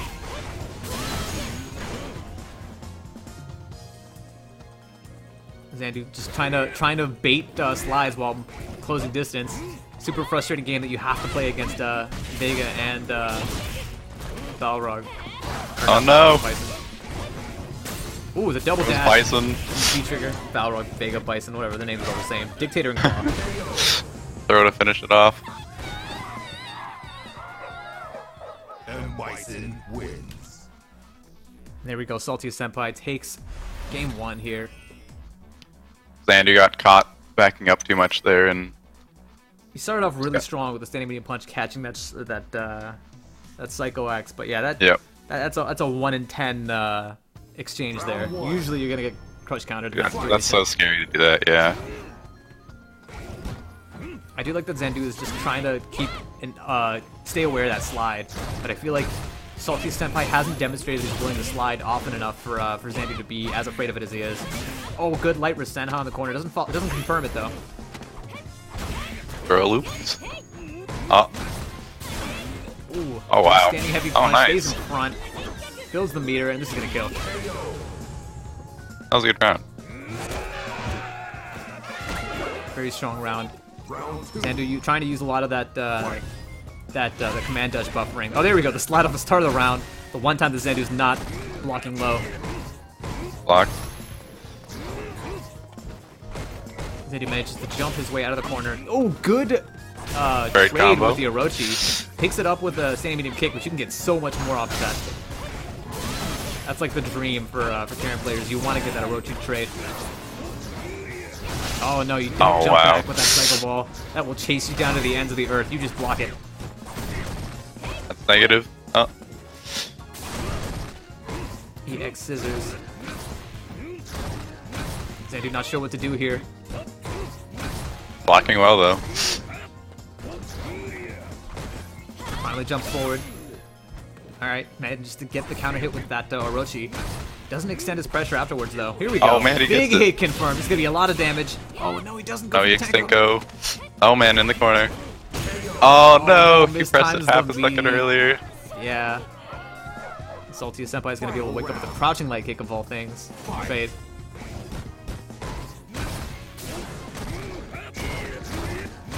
Now that that's happened, I want to see Zandu start using crouching knee punch to beat him more often. Using standing light kick is a little bit harder, although it's still a good meaty button. Oh, just the throws over and over again. I'll punish the whip hard kick. Yeah, those standing heavy kicks, a huge commitment in neutral. Right. That is just a long-winded button. Nice center up. The reversal Oh, from man. Salty Senpai, and another back throw. Not reacting to these dashes. Okay, does the command Oh. dash, manages to fly underneath that that Devil's Reverse, but Zandu just barely hanging on for dear life here. He needs to activate more, I think. Oh man, EX Tenko, no challenge. Oh, and yeah, stomp. Zandu has not been doing anything with that V-trigger. Yeah. M. Bison Especially against a character like M. Bison who outranges you, you have to be able to use stuff like standing Right. heavy kick or crouching heavy kick into V-trigger activation to get something started.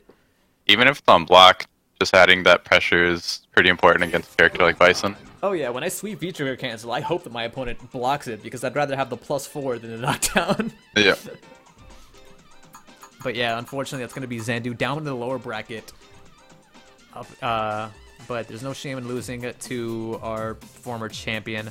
It's going to be Salty Senpai versus Pacey's X in winners finals. But first, let's hop back down into the lower bracket and take a look at our next match, which is going to be Honky Magoo versus Perf 13. So let's go ahead and invite those two guys.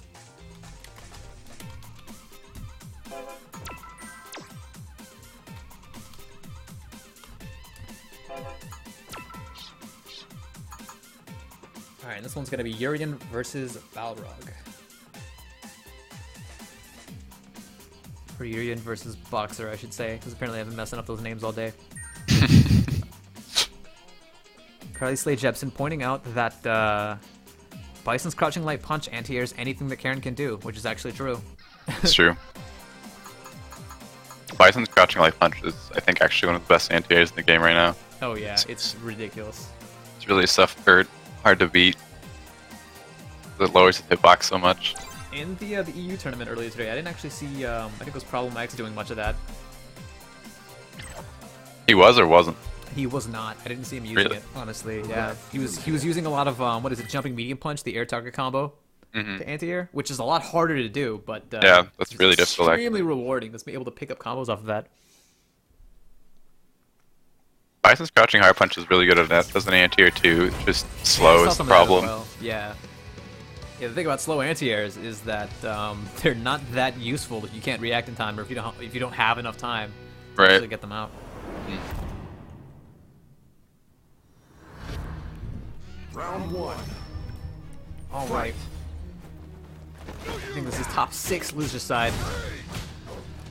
We have got Balrog versus Gil.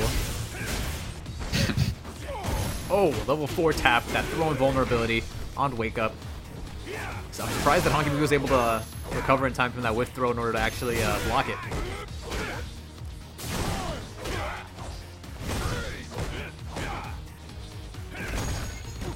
Good space. Oh, goes for the full target combo. V-trigger cancels it to make it safe.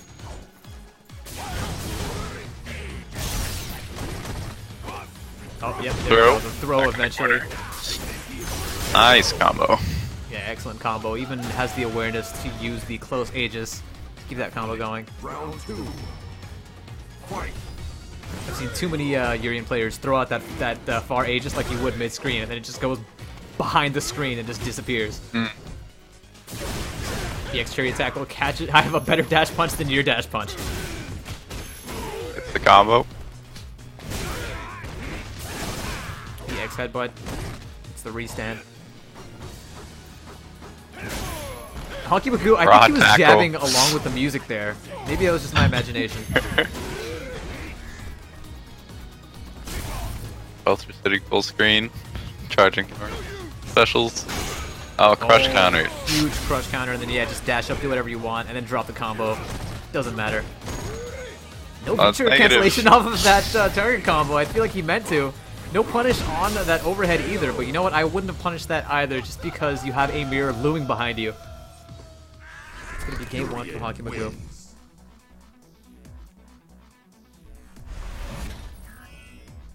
The second time he got the throw at to Aegis, so wonder if he's gonna try to tech next time. Yeah, that's just a really tricky situation to be in. You just have to have perfect defense, be ready to tech those throws. Fight. If Varian is too far though, you can try to jump back and get out of it. Yeah, that's true. Ooh, huge, Too far. huge crush counter chop, but unfortunately, yeah, he is too far to pick up that combo with almost anything.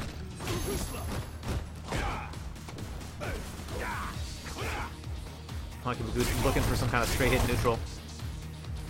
Pressuring pretty well right now. Surprised that Perf is not tapping through these fireballs. I know he's holding it.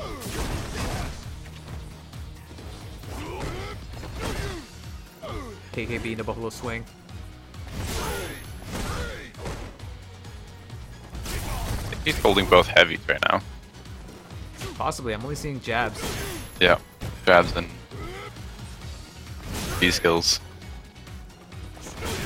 Oh. Oh no! Gets thrown on the quarter. Here comes the corner pressure from Hockey Magoo. I think he's still holding tap. I do too. Is he going for the final? Because he's had a million opportunities to use it. Oh no! He might be dead. Nope.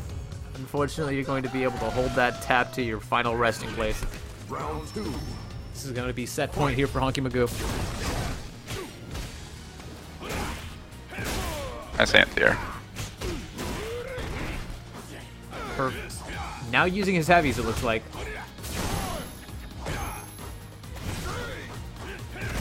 Looks like he may be charging his mediums right now.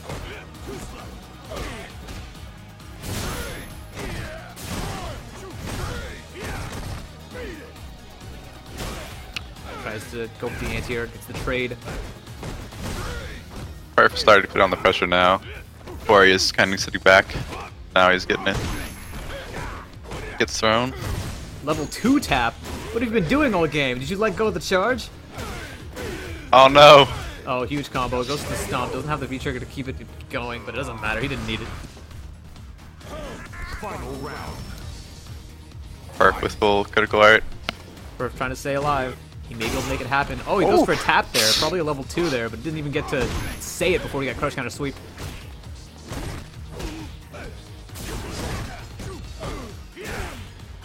Big Wow, crotch heavy punch. I'm surprised that connected.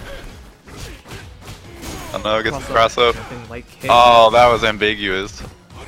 Perf almost stunned, but it doesn't matter. The double crouching medium kick target combo into huge damage Triggered. and corner to corner carry. Oh, Okay, just oh, a no raw punish. sweep. No punish here from Hockey.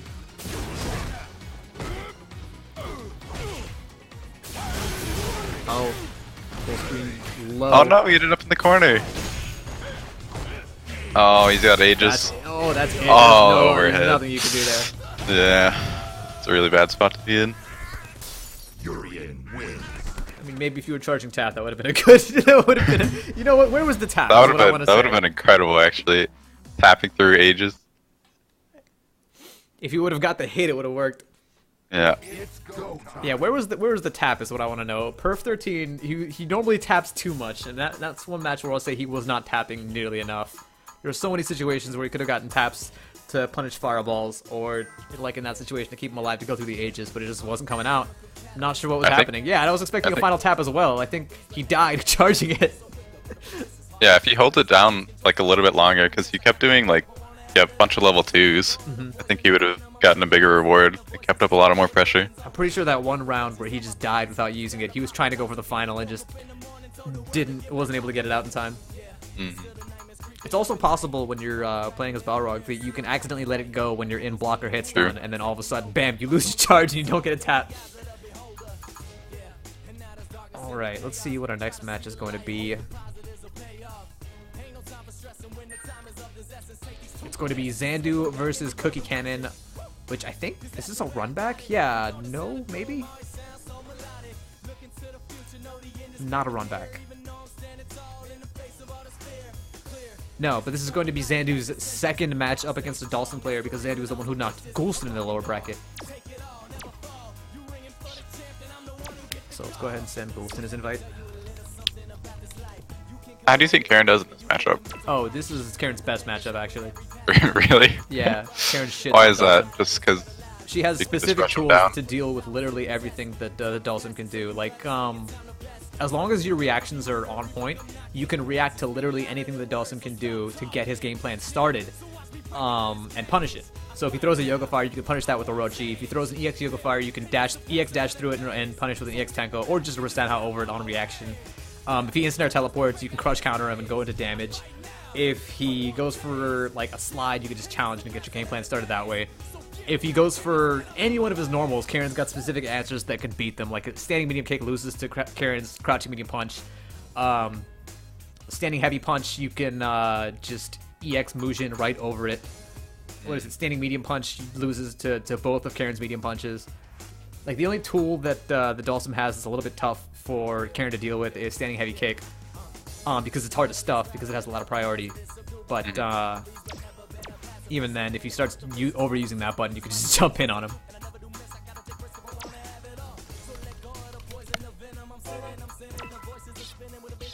I was thinking her sweep would deal with a lot of his Zoom normals pretty well too. Yeah, this is definitely a matchup that Dawson players do not enjoy, at least against a Karen that knows the matchup. It's pretty tough because all of a sudden, like, all of your options get locked down one by one versus a Karen that knows what she's doing. Not sure what Gulston is up to. Send him a little ping.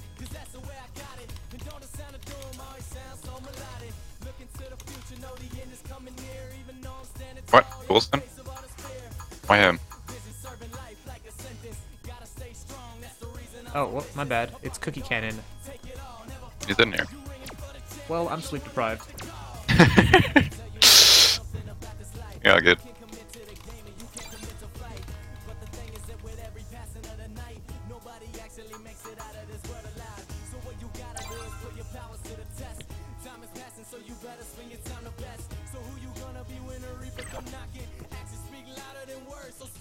Let's do this.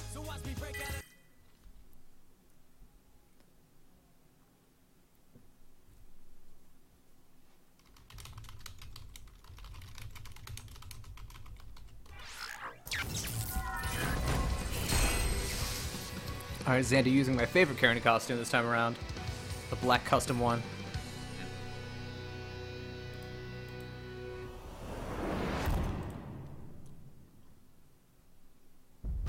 And Cookie Cannon with this invisible mummy. I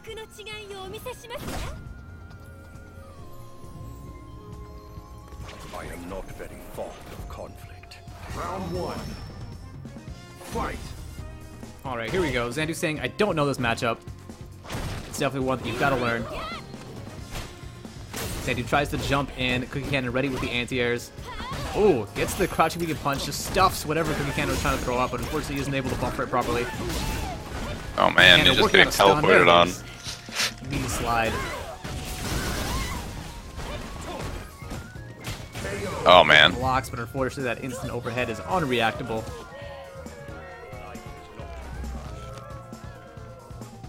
And Xandu's gonna have to figure out this matchup. So normally Karen's optimal range is just outside of her standing medium kick, but in this matchup, your optimal range actually depends on whether or not you have meter. And if you do, you want to be standing really far, almost full screen, where you can whiff punish Dawson's normals, or you want to be up in his face at complete max rank, like where we are right now. Those two combos and he stunned it. Almost enough to kill, just needs one more touch. Standing Damn. medium kick, Meaty is going to go ahead and connect and take it for Xandu. Both those rounds were just one destroying the other. Gets the jump in. Ooh, good confirmed there. Uses just the right normals to keep that going, even though he jumped in from kind of far. He's got to jab those teleports. Snare teleport, yeah, jab. At least jab it. If not, crouching heavy punch, get that crush counter. How fast is crouching our punch? It's pretty fast. I think it's 8 frames. Not bad. Oh, nice thing. Good tick throw towards Throw. the corner. Oh no. EX dash comes out a little bit early. Gotta use those as a jab. reaction tools. Oh, no confirmation on the light Rasenha. Could have killed right there. Oh man. No Oh, meter to wait, go through. who won? Wait, who died? Oh, Yeah, my okay, God. Goes to Cookie Cannon. Oh wow, that was. So as the Karen player in this matchup, you should be waiting for Dhalsim to make the first move and then trying to react to what he does. You saw a lot of Xandu trying to act proactively and just wasting his meter in the process. What you have to do is try to wait for those EX Fireballs and Yoga Fires to come out and try to punish them on reaction. Round 1. Fight. Sort of let Dhalsim try to set the pace and then just methodically shut down his options one by one. Oh, good challenge. Gets a counter hit crouching medium punch there. And yeah, you shouldn't let Dhalsim get away with a lot of his slide and dive kick stuff. It's a lot Every more time. of his minus than it looks like. Every time Dawson teleports, you just need a jab. 'Cause Absolutely. it's like the 3rd time he's gotten teleported on and did nothing. Yeah, that is one of those things you absolutely have to train yourself to react to. Yep.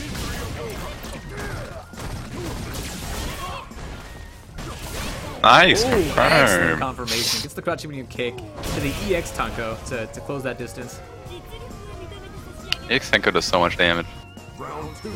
Yeah, it's a great Every move. time it surprises. Fight. Oh, and no, it jumps On the in. fireball. Something you don't want to do. No super. Meaty slide. Oh man. Cannon working on a stun here, just one more touch. Oh, nice tech. Working hard on it. Xandu's just gonna back off, let that stun gauge die back down. Oh, no reaction to the Yoga Fire. Those are those kinds of situations where you want to go in, because you can whiff punish those very easily with an Orochi. There you go. Gets an EX Tenko. Gets clipped. Tip of his toes with that dive kick. Man, these dive kicks. Oh, it's gonna be a set point here for Cookie Cannon. Xandu is struggling to figure out what to do in this matchup. Fight. He needs to play a little bit slower. He's trying to force it too much, I think. Absolutely, yeah. This is not a matchup that you should press. Yeah. There we go. Nice confirm. Excellent confirmation. Negative. Oh. Thrown. Messes up the meaty slide.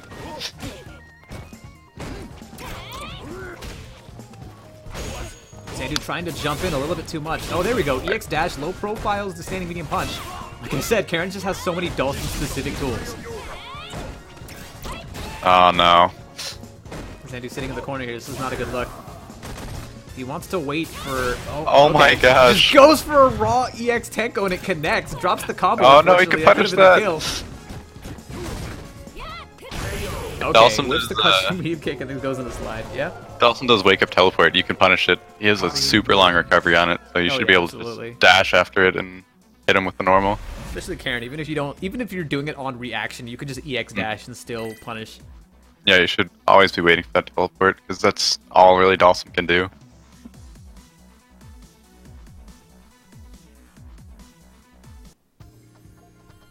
Kensuke Ryu has its own levitation technique. Well, then why don't you do it? Why don't you add that to your moveset, Karen? I would love a levitation move.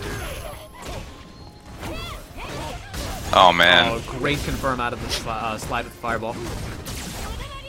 Good V reversal there, just to build down the stun gauge a little bit.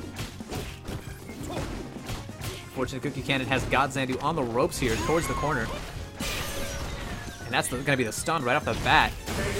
And the kill.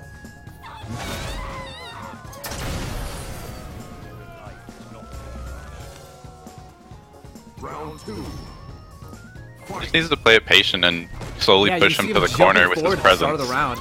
He's Yeah. very desperate to try and get in, but he doesn't need to Yeah. be that desperate. He's just Too many waiting. jumps. Oh, Jumps well, it over works the out. Yoga Fire, which is nuts. Oh, Goes it gets for the the mix reset. up. This is going to be good damage. If he goes for the Orochi, he could get the stun, but he Nice throw. didn't go for it. Back throw is going to do it. Well, I guess. Oh, that did. He wiggled out of stun. Yeah, that was block. interesting. He wiggled out of stun and then didn't block, which made that combo do way more damage than it should have. That might not have killed otherwise. Yeah. That's some interesting tech. Maybe I should pick that up. Just let your opponent wiggle out of stun and then frame trap into another combo. Just stun resets.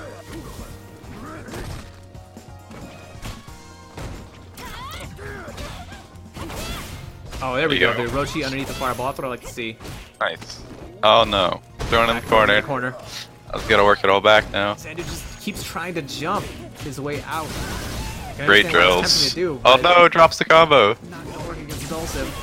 Here we go, another V reversal to try and keep himself from getting stunned, and it works. He just keeps on jumping. Send him out. Anti-air, good anti-airs. Xandu's sitting on literally 0 health. Oh man, he just jumps That's into it. Cookie Cannon takes it, moves on Dulcim wins. into losers semis. Yeah, Cookie Cannon played pretty solid there. Just waiting for a bunch of jump-ins and not pressing that many buttons to get punished by Yeah, he random was able to just Fenkos. play his game pretty much, and and Xandu was just following at Dawson's pace, left and right, and that's what happens when you try to take the momentum in that matchup. You just end up falling into Dawson's rhythm. All right, next up it is going to be Cookie Cannon versus Honky Magoo. So let's go ahead and get him in here.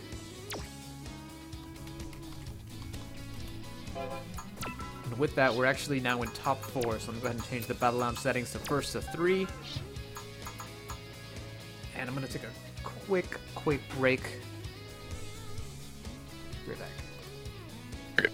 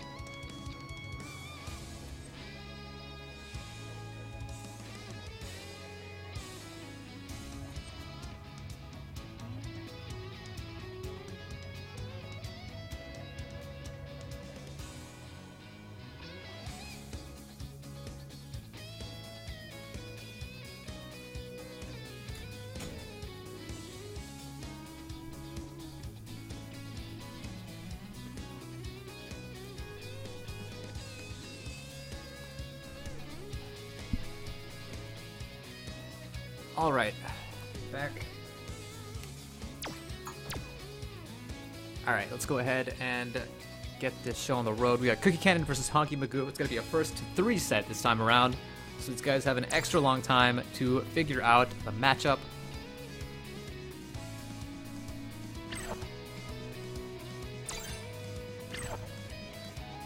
Let's see. Cookie Cannon got knocked into the lower bracket by who? I think we saw this one. By X Arrow. No. By Paces.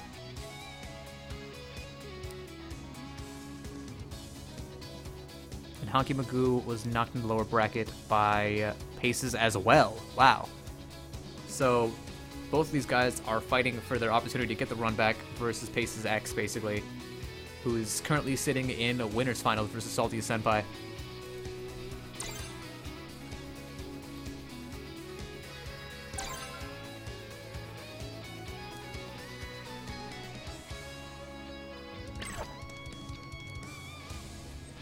Let's do this.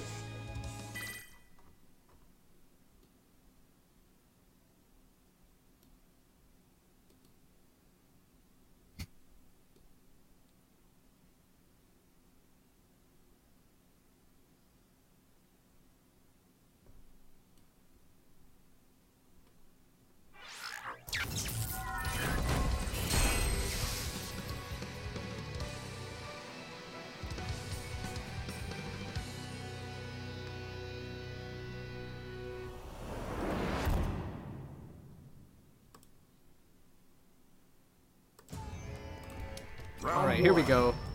Top 4 match. Cookie Cannon versus Honky Magoo. First to 3. Urian versus Dhalsim. Honky Magoo opens it up with a nice, clean, zesty saver.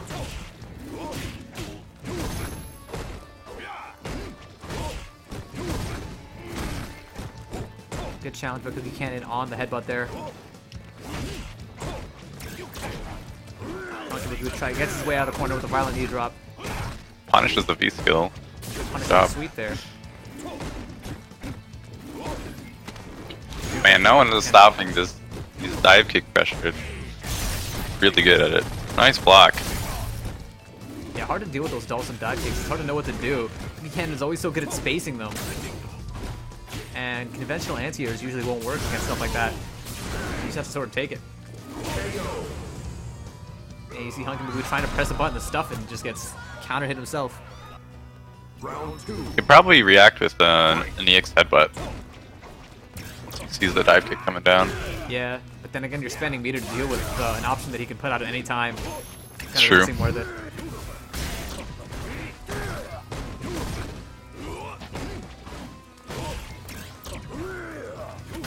Oh, jumps right out of the yoga fire. Oh, catch the teleport. Nobody ever challenges that forward medium punch on Urian. Man. It's just so hard to react to. Now Honky Magoo has access to that V trigger. He has the comeback factor. Drops the combo. Oh man. Doesn't matter. The dive kick is just gonna work. Dhalsim You can see when he's trying to get the kill, he doesn't even bother spacing it. He just goes for it. The heavy dive kick.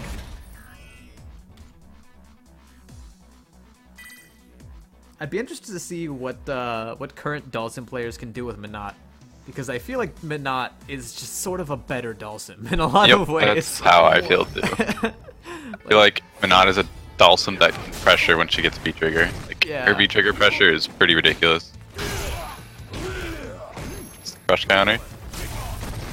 She's also a Dhalsim who can't get whiff punish. Whiff punish. Yep. Her stand medium punch. I think it's tricky to use, but if used properly, it's an amazing button. I like stand heavy punch and stand heavy kick as well. Just they have so much range. Stand heavy kicks range in the air is crazy. It's ridiculous. If your opponent neutral jumps from full speed, you can anti-air it. Oh, what is the setup? Oh no, he gets thrown out of it. No setup. Oh, good slide under the fireball there. Oh, off tackle. When Dhalsim dodges those fireballs, he just styling on you. Just hovers over it. Yeah, shoot another one, I dare you. And again, the heavy dive kick to close the round. That's the 3rd round in a row he's closed with that heavy dive kick. Round 2. Fight. I'll teleport Nice to dodge. teleport. Man, no, gotta grab these teleports. Don't let them do that to you. It's not real. Oh, good forward medium punch into the. He's got us pressure up now. Oh man. Here we in the go. corner. Pressure. Nice combo. It's the knockdown. Puts himself in the corner and then throws him right back in. Oh. Be reversal that. With the hit confirm, but doesn't use the Yoga Flame afterwards. Oh man. So much white life loss just then. And anti-air crouch down punch is medium gonna punch. take it there. Yep. Dhalsim wins. That's 2-0 for Cookie Cannon. AKA Smothering him right now. Got really good timing on his teleports from EX Fireball. Yeah, as I noted earlier, Honky Magoo has a lot of trouble setting the rhythm, setting the pace, and setting the spacing. He just loses control of the match, and he just thrives on getting those straight hits into V-trigger in order to get all of his damage. But he's not very good at stopping the opponent from doing whatever they want.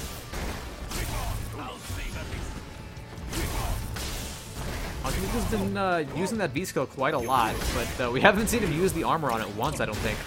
Yeah. Good meaty slides. Always perfectly spaced, perfectly timed by Cookie Cannon. Good for your reversal there by Honky. I'd like to see more use of stand medium kick from Honky. Just to keep him out a little bit more.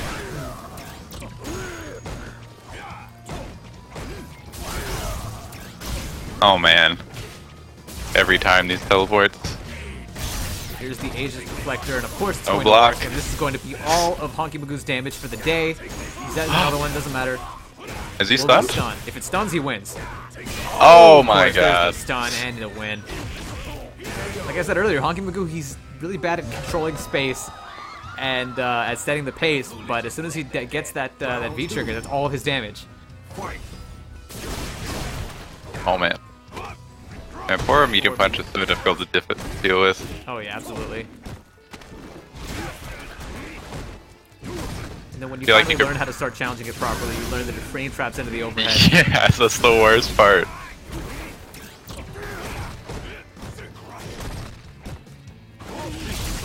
Oh wow. V-trigger cancellation puts down a flame carpet. Let's Gil cook. His cryokinesis half is melting away. Now he's just half of a man. Good blocks out of Cookie Cannon. He's too far away to get thrown, so he just has to block patiently. Again to survive the Oh, first man. mirror, and there we go. Instant teleport heavy punch is going to be able to take him over to set point. That heavy punch hits like the entire screen, like, vertically.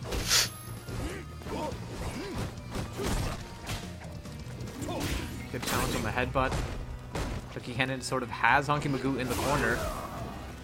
Honky Magoo sort of backed himself up into it. Oh man, punish Excellent fireball. confirm. Oh no, If commits that to one too many slides there.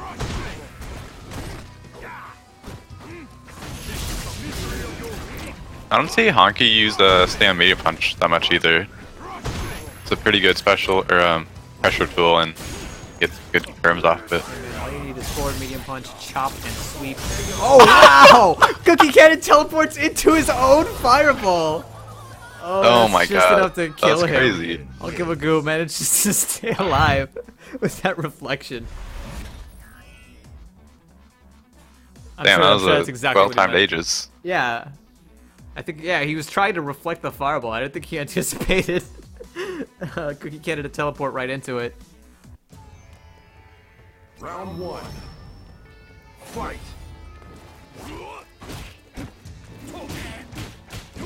Oh, okay. Confirm out of Cookie Cannon, but he drops the Yoga Flame finisher. Good anti-airs. Yeah, hitting those dive kicks super low. Gets counter hits as well. Oh, He man. was trying to figure something out to deal with it, but he's not able to find the answer. Aegis. Head into Aegis. Of Oh, course we got it's going the to hit. work. Just goes for Oh, two no. jabs. Sure, why not? The most minimal Aegis combo ever. That was weird. Didn't play a sound for. Oh, we got the hit. Not going to be able to kill. Not even going to be able to do that much damage. Just and one slide. slide. One crouching medium kick is all it's going to take to put Cookie Cannon back on a set point. Round two. Cookie Cannon with the significant meter advantage now. Ooh, very minus violent knee drop.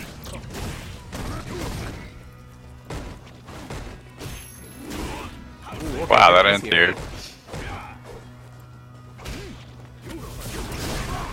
Oh, the punish the teleport. No quick rise means that Honky Magoo is going to get as much corner pressure as he wants here. But no, The just lets BD. Cookie Cannon wake up buttons. Oh man, and the super confirm. This is going to be a lot of damage here. Oh, tries to combo out of it or something?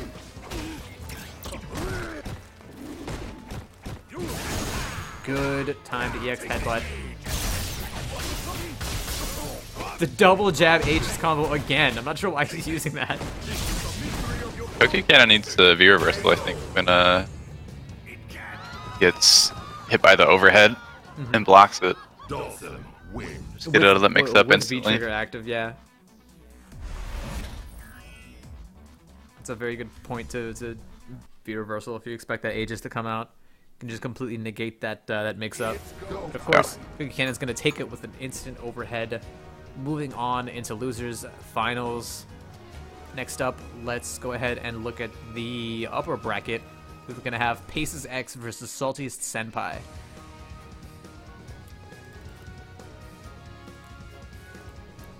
Paces X, Bison versus Pen. who knocked both of our loser semifinals players, Cookie Cannon and Honky Magoo, into the lower bracket, versus Saltiest Senpai, our winner of the last tournament. So let's go ahead and send in their invites.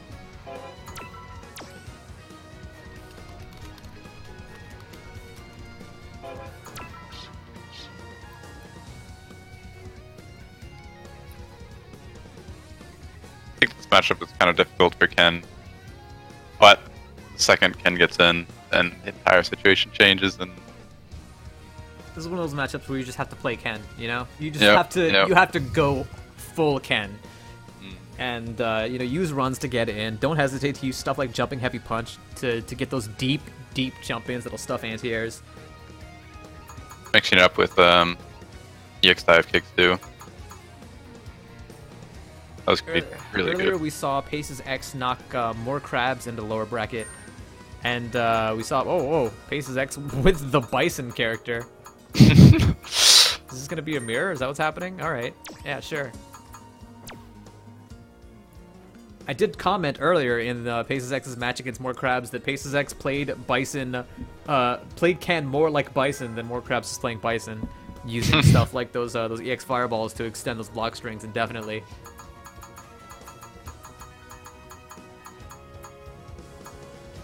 Alright, whenever these guys are ready. Now he switched back to Ken. Said Saltiest Senpai plays Guile too, right? Yeah, he does have a guile, although we haven't seen it. I think, That would definitely be the smarter pick here. yeah, I think Guile does really well against Ken. Oh yeah, Ken falls apart against Guile. That is Yep. that is what I would consider one of Ken's most difficult matchups. Yeah, it's just so hard to deal with booms. Yeah, Ken, one of the only characters in this game with almost no answers for projectiles. Yeah, They just forgot that, I guess. Every other Shoto, their Tatsus go through projectiles, but not Ken. Ken's hard kick does, but I mean it's like 40 It frames. goes so. over them. Yeah. Which is weird. Like Ryu and Akuma, their medium Tatsus are just straight up projectile invulnerable.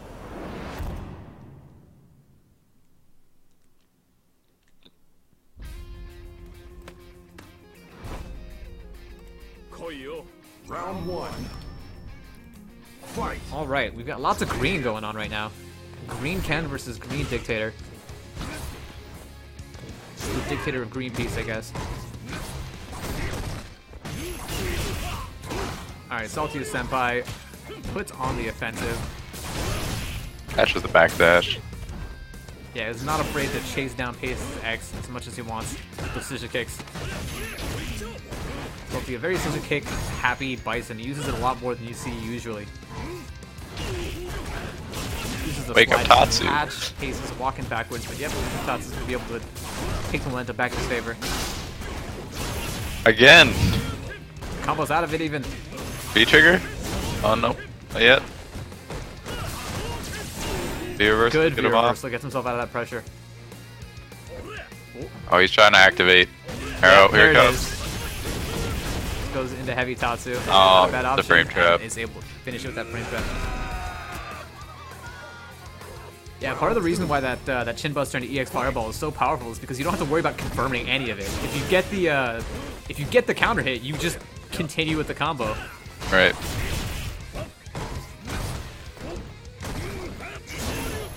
Nice anti-air. Yeah, good DP anti-air, very well timed. Oh, here we Punish go. that. A Nice. Punish on the slide. Pace's X has got those. Just demonstrating them versus more crabs earlier. Pace's X gets the counter hit on the back end punch there, but he didn't actually follow it up for some reason. He might be saving his meter for critical art. Oh man, Bison time. Oh, he punished it. Yeah, Pace's Oh, X looks like wow. he's been That was labbing up great double anti-air. reverse answers. Man, he stopped like almost every single stomp. Ken wins. That was a really good job. Yeah, especially since he was sort of falling apart to them versus more crabs earlier in the tournament. I think that he actually went and labbed how to deal with Devil's Reverse between now and then.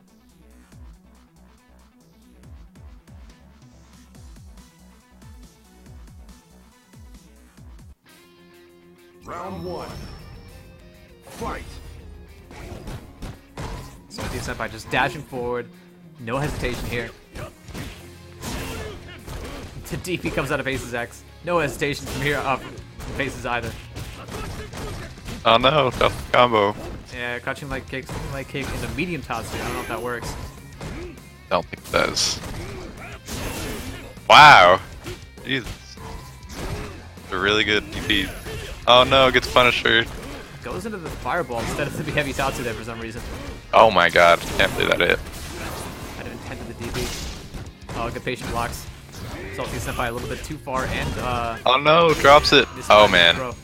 V-trigger? Oh, he drops the combo. Here comes the You gotta block all of this. Bips and V-trigger pressure. Yep. Oh, excellently no. timed wake up throw. Catches Salty Senpai trying to do some cheeky dash behind stuff. Just One more? touch. There There it you is. go. Touching like kick throw. It's gonna be able to take that round. Yeah, Bison's V-trigger dash is really good, but it's also still slow.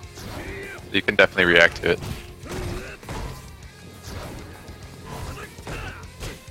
Yeah, it's slow, but the reason it's hard to react to is because you're reacting to an absence of animation. It's just like Yeah. awkward. Definitely could be difficult to deal with. Oh no, it paces X jumps and uses heavy punch instead of medium kick. But it This doesn't is matter, he's able meaty. to get his corner positioning anyways. Whoa, okay, it messes up that combo. There we go, you need to do a little bit of confirming. Keeps pressing buttons after a meaty jab. Gets hit by that Shin Buster.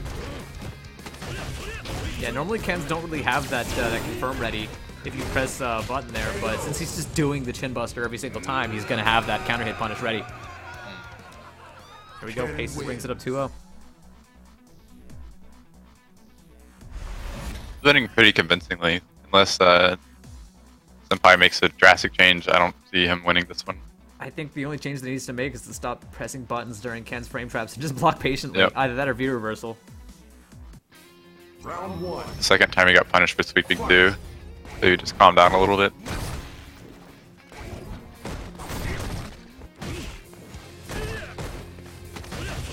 Oh, good dash forward and throw. His forward dash is so good. Oh, tries to get the neutral jump over the scissor kick, but unfortunately the medium kick doesn't reach. Nice. Good Great conversion combo. off the air target combo. Keeps missing his meaties too. Every single Man. time Salty Senpai has pressed the button after that jab, there he's few reversals.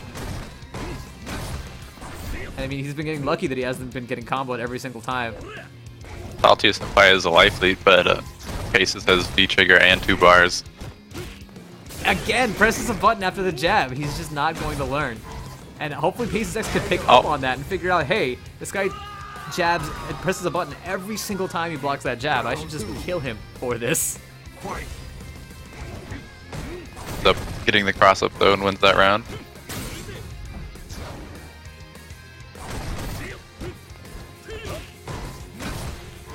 And here's the weirdest part. Salty Senpai is actually challenging with crouching light punch every single one of these times. Not even using as fast as normal. Throw, dash up, throw, and then Oh, scissor nice kicks. combo. I wonder if that's plus on block. Not sure. Mini scissor kicks? I don't think so. Yeah.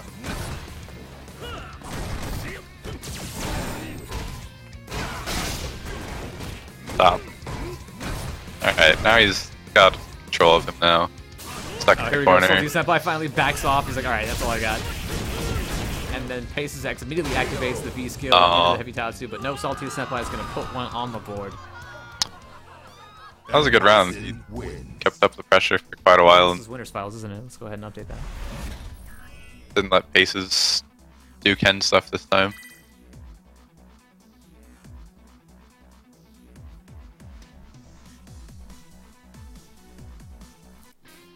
Honestly, I feel like Paces just needed to pick up more of those counter hit confirms off of that Right. jab in the back medium, and he would have had that. That would have a lot of damage that he left on the table there. Oh, another opportunity for a confirm, but presses jab instead of light kick. Oh man. Oh, he just let him go. Oh, tries Oh, to man. anti the devil's reverse. Wake up light Tatsu is of course gonna work. Why wouldn't it work? Nice blink. That's me. Good DP, cross-cut man. DP. That was actually a really tricky one to input. Oh, it's gonna juggle? Oh, of course it's gonna jump into the EX cycle ball. That's gonna be a swag victory for Salty Senpai. Round two. Fight.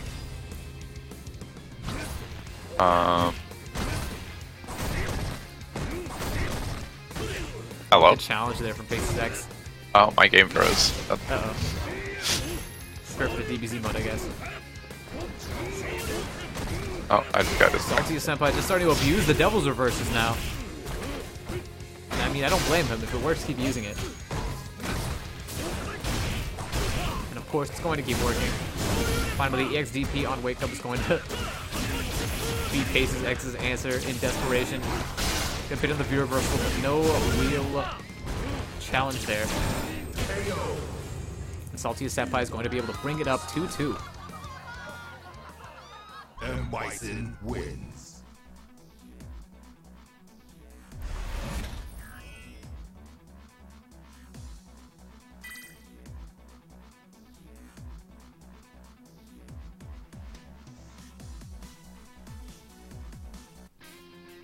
Round 1. Fight. Alright, I'm back. You in the match? Yep. Alright. Salty Senpai immediately works Paces X into the corner. And this is suddenly looking like a comeback here for Salty. Just laying on that Bison pressure, keeping him in the corner. Yeah. Stuff to deal with. Doesn't matter how fundamentals you are, sometimes you just have to swallow your pride and be like, you know what, let's keep Devil's Reversing. Even if you're blocking against Bison, you just build up so much gray health and chip. Oh yeah. Paces X just legitimately lost like an eighth of his health to chip. Yeah. And nice interrupt. Oh, here we go. The activation of the heavy Tatsu in the corner gets the meaty. Good for your first flip, Salty Senpai. Finally patiently blocks instead of jabbing.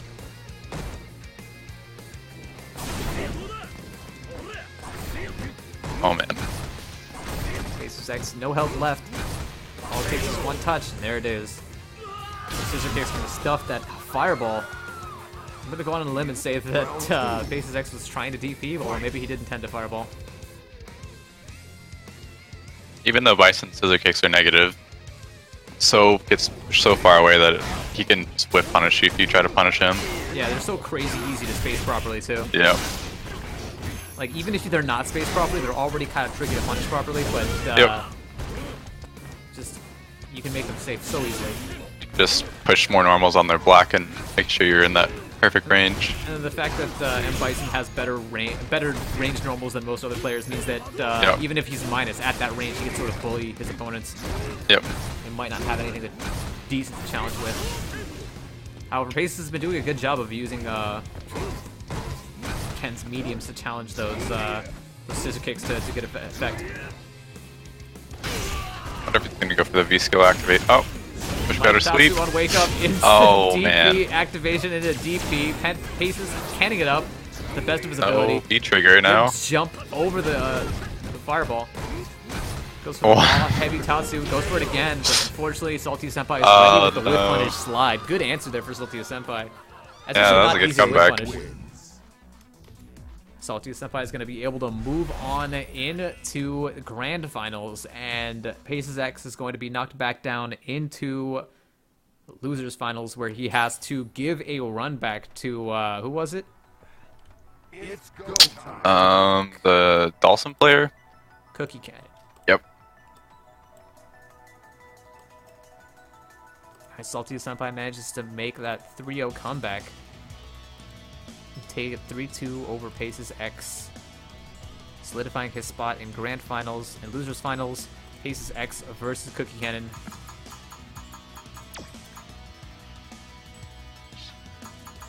Let's go ahead and send Cookie Cannon that invite.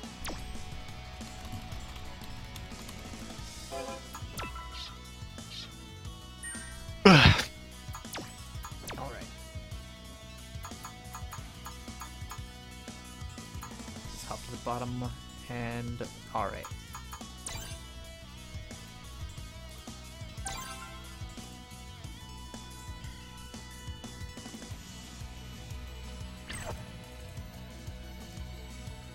Let's do this. Wait, who beat Cookie Cannon? Paces did. Oh, okay. Yeah, Paces knocked both of our loser semi-finalists into losers, and so this is a run back here for Cookie Cannon. So let's see if he's able to make the adjustments that he needs to work his way up into Grand Finals. Bison. Oh, hello.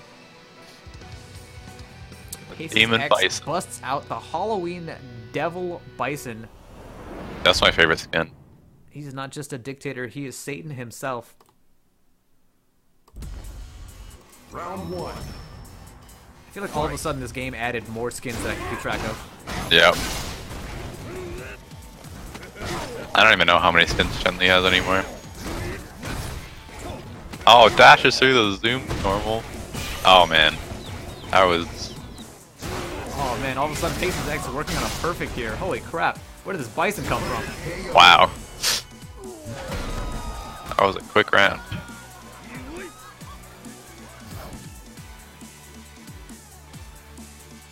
Round 2. Fight. Can with the anti-air yoga fire. Ooh. Knocks the bananas right off his head.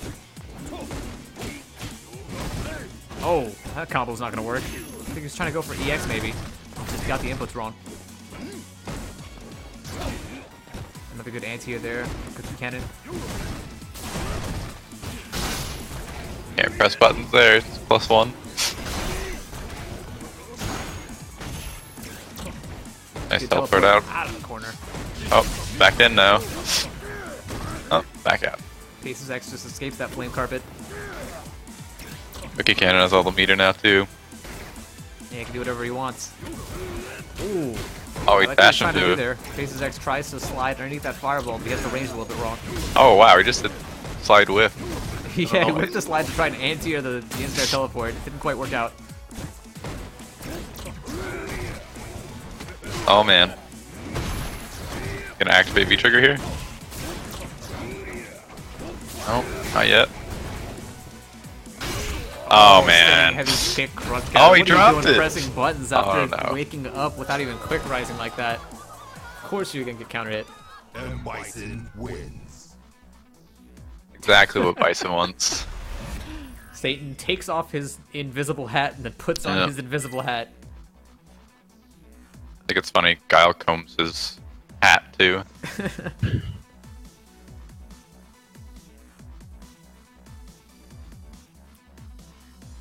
We had the budget to sell you costumes, but we did not have the budget to actually make custom animations for those costumes. Yeah.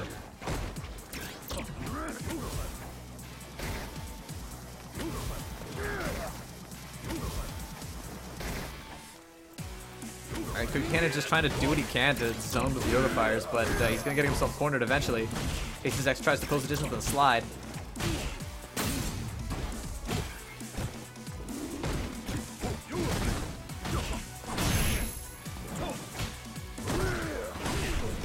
Alright, here we go. Cookie Cannon putting on some corner pressure.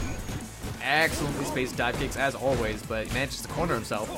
Still working on a stun, however. Raw V-Trigger. Oh man.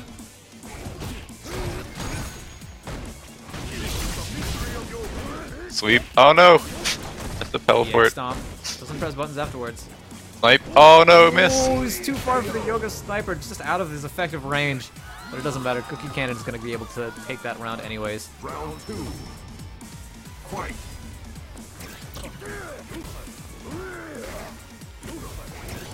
Wow, Cookie Cannon is playing this matchup so passively. He's just trying to stay at full screen and do what he can to get straight hits with that Yoga Fire and jumping heavy punch. He does not want to be in Dictator's face, and I don't blame him.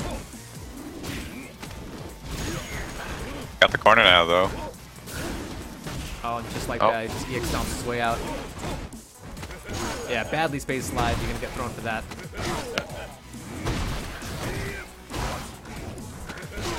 Another throw. Third back throw. Are we gonna see a fourth? Oh man.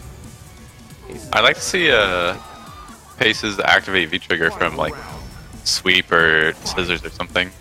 Yeah, he's just going for those raw activations, but I don't blame him, honestly. Bison's V-Trigger is so good. I Yeah. can understand just wanting it without having to. Oh man. Oh, you could sweep to punish that.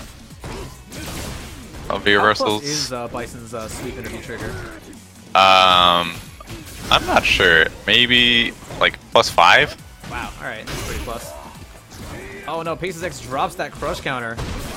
Just lets Cookie Cannon crumple to the floor. Cookie Cannon all of a sudden is working on a stun of his own. Oh man, stop the scissors. Oh no. if he Oh, would've that was a picked super. up, that would have been it. Oh, what? Okay. What is he doing? Cookie Cannon just uses his critical art. What is going on? And just whiffs entirely. Faces X, EX stomps his way through it. Oh no. That's negative. Oh, so many whiffs. Snipe, snipe. Oh, There's there the we Yoga go. Sniper. Cookie Cannon's going to be able to headshot one game up on the board. Dalton wins. Alright, now is Paces X going to stick with Dictator is the question. I mean, he hasn't been doing poorly with him. I think Ken does better in this matchup though. I think so. That's interesting. Just because I think EX dive kick from Ken is really difficult Fight. for Dawson to deal with. That was definitely true in Season 1 when it was like always plus, but now it's Oh, yeah, almost that's always fair. minus. Yeah. Yeah, it's like never plus anymore.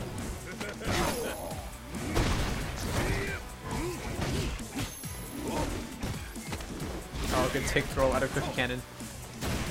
Oh, Ooh, meaty crunching heavy punch, and that's going to hurt. one more throw or a sniper maybe. Oh, meaty, My punch, meaty and that's going jab. to be a lot of damage here on the stun combo. It's going to kill. Nice round. Round 2. Fight.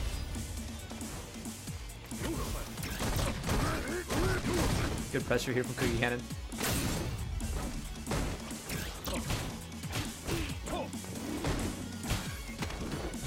And Paces X just doesn't quite know what to do. He doesn't have his DPs anymore.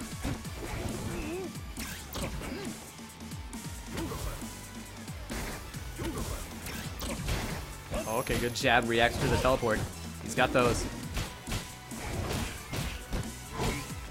They're just trading buttons. That they are. Anti-air jab on the stomp. Ooh. Gets the meaty slide through the dash forward. That's interesting.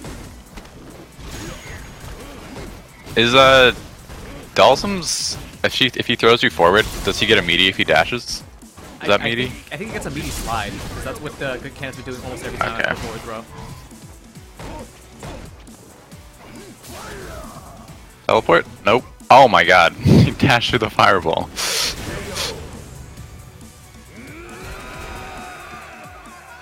Cookie Cannon's going to be able to bring this up 2-1. But yeah, I don't think he can close the distance far enough if he just dashes forward after a forward throw, which is why I think like the Cookie Cannon's using some kind of setup like 2 medium slides Mhm. to time it out to be meaty. Mhm.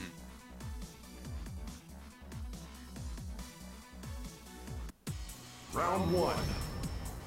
Fight. Oh, just instant air teleport right off the bat. Maybe you won't expect it right now. Nope. He was ready with the jab. Oh no, Cookie Cannon whips the input on the dive kick and just jumps back like kicks. Man, pass through the limb again. Oh, crush Ian counter. Turner. This is not looking good for Cookie Cannon. Oh, There what? we go. Not sure what happened there, but Cookie Cannon got a free throw out of it. No V trigger. There we go. Puts down the flame carpet. Gonna let Dictator cook right now. Oh, he's stuck in the corner too. Satan Oh, Satan EX from stomp. The fires of hell. He's not gonna be intimidated by that.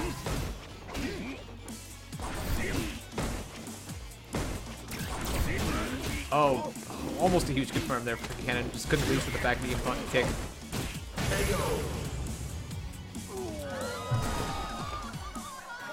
Cookie Cannon's getting caught a lot by getting misspaced meaties, I think, recently. Yeah, we've been seeing Paces X wake up with buttons a lot. It's been working. Mm. Oh man. Speaking of waking up with buttons, we've been seeing Is this Cookie the round? Cannon getting caught with that a lot. Oh, as he well. drops it. Drops the combo. A little bit of unfamiliarity there. Doesn't have the execution down. Oh, jumps right into the Yoga Fire. Cookie Cannon make the comeback. He has the meter for it. EX doubles reverse and Oh dash. no, the throw is going to take it there for Paces X, tying it up 2-2. M. Bison wins. Down to the final match here.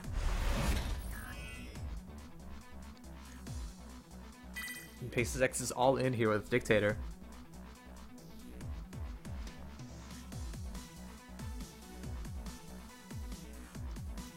I don't think we got to see the first match between these two. Oh yeah, or did we? Fight. I don't think we did. What do you mean? Because these two. Oh, when each they other in played? pairs, yeah. And Oh. so I'm not sure if he used Dictator then as well, or if he used Ken. I wonder why he chooses to go Bison. Maybe he's just practicing him? I don't know. Maybe this is a counter pick in his mind. Yeah, I'm not sure how this match is actually supposed to go. I can see Bison definitely doing well against Dalton though.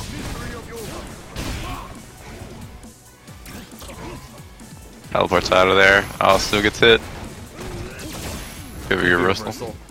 That standing heavy kick is one of those buttons that I tell people to always be reversal if they can. Yeah. Nice out of the corner too. Pace Oh, does no no. meter. Pace Oh no, tries Jets. to slide through that fireball and just gets hit. Nice meaty slide. There you go. Oh no, that was Oh, not. that was not a nice meaty slide. He's gonna get punished for that one.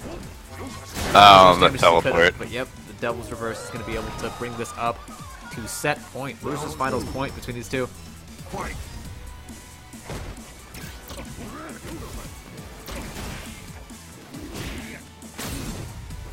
Nice deck. Cookie Cannon's been connected with so many instant air jumping heavy punches, but then not hitting it low enough to actually combo. Oh, nice. Oh no. Working on a stun here, but Pace's X just patiently Sniper? blocking, trying to do anything he can to stay alive, Nice. but no, the instant overhead is going to take it.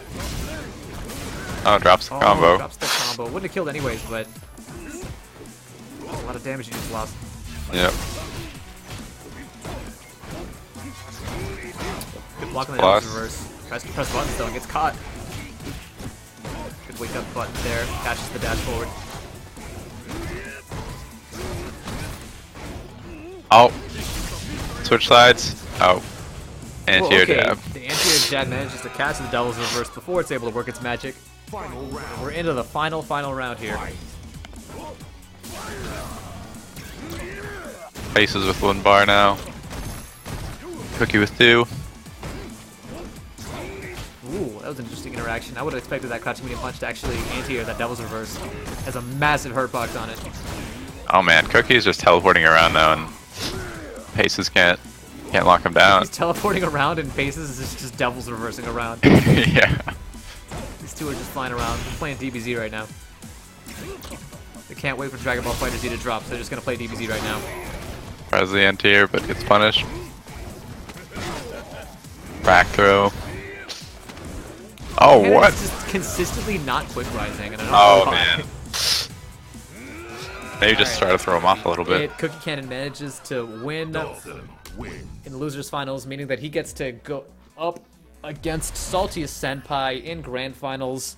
From Another lower Bison. bracket, which means that he needs to another Bison, which means that he needs to win not one but two first to three sets if he wants to become our grand finals champion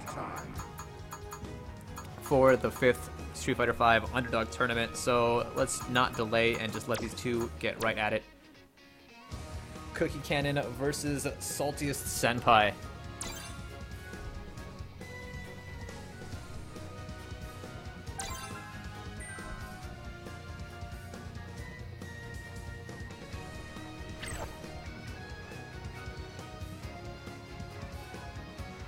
Let's do this.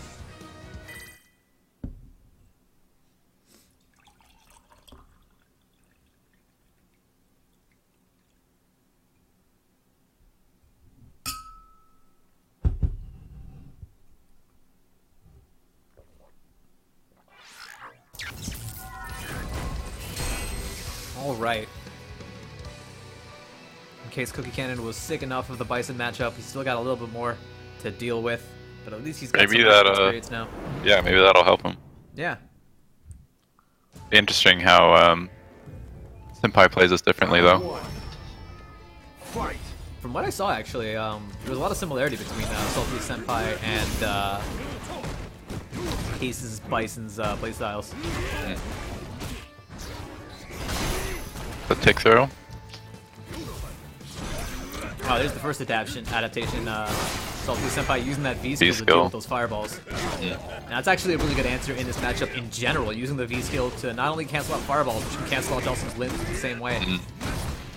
turn his limbs into projectiles.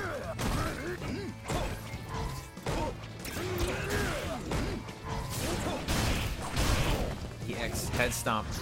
And the crushing light kick take throw. So effective. Got him in the corner. Oh man. Tried to react to the slide, but a little too late. Round 2. Fight. Yeah, he just struggled against Pace's X's Dictator, and now it looks like Salty Senpai knows this matchup a lot better. Nice slide. Good pick up there off that slide. Cookie Cannon's been hitting a lot of those mini slides lately, but he hasn't been able to pick all of them up for combos.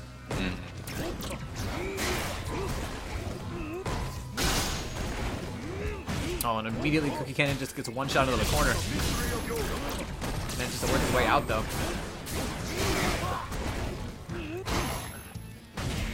Oh, stuffs the sweep. Oh no. That's going to be game 1 for Salty Senpai. Good confirm on a doubles reverse. And Bison wins.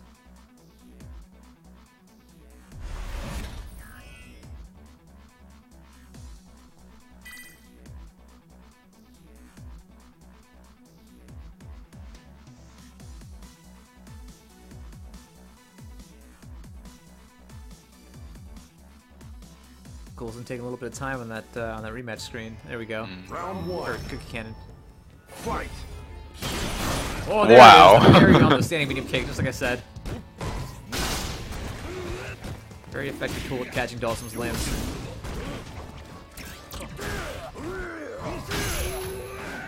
Crush counter with the standing heavy kick.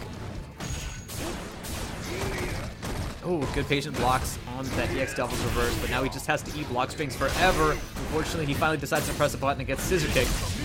It's a good tech though. The third time he did crouch light kick throw.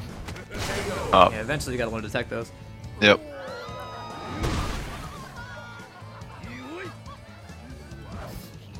Round 2. At the very least against Bison, you don't have to be too afraid of shimmies because he's of his slow walk speed. You can only do it Right. so many different ways. Yeah, sometimes being protecting though can be super dangerous with Bison. Nice. Man, that slide. Oh, Ken didn't go for the instant overhead. And Salty Senpai is able to feed reversal his way out of danger of stun. Oh no, drops the combo. Instead just turns it into a dive kick. Tries the anti-air, but doubles reverse. Here comes the flame carpet. Salty Senpai is trying not to cook. But no, it's already, the damage is done. -4. Another V reversal. Oh man. Just keeps barely missing these anti-airs. Ooh, very unfavorable trade there for Cookie Cannon. Oh wow. Stuffs whatever that was, and the instant overhead is going to be able to take it there for Cookie Cannon. I think that was EX Scissors. Final round. Fight. Okay, Salty Senpai tries for the start of the round V skill again. Doesn't quite work out, but I'd like to see him try that a little bit more often. Wow, Okay, that whip just a punish. double sweep, sure. Oh man. His pressure right now is just smothering Dawson. Or react instead of Cookie Cannon when he sees the Oh no. Oh, okay, that's wake up pretty critical art. This is gonna work. Salty Senpai is definitely pressing a button. Puts That on the flame works? carpet as well. good. Did not know that. It shouldn't work, honestly. But if you're already pressing a button, it will catch you. If you're not, then you can just throw him after the critical art And flash. Bison wins. And that's gonna be another game for Saltiest Senpai. Yeah, it seems Senpai is just kind of smothering him, and he keeps trying to anti-air a lot of his Devil's Reverse, but it's not working out for him. I think he should just try to block for now, or maybe he could slide under them. Yeah, sliding under them might work. If it's from far away, then you could try to anti-air with crouching medium punch. That tends to work. But Sure. the back medium punch is not going to do the trick. Right. Throws him out of the corner. Oh, got the anti-air fireball. Yeah, throwing out the preliminary fireballs with the Yoga Fire to catch any kind of jumps or double reverses is also a very good That was option. a good round. Oh wow, perfect here from Cookie Cannon. Man. Shuts down Salty Senpai's defense before it can even get started. Round 2. Fight. EX scissor kicks, catches Cookie Ken on the way up. Tries to anti-air jab that EX stomp, but it's not gonna work. Oh, Salty Senpai uses the invincibility frames of the EX doubles reverse to fly through that jumping heavy punch.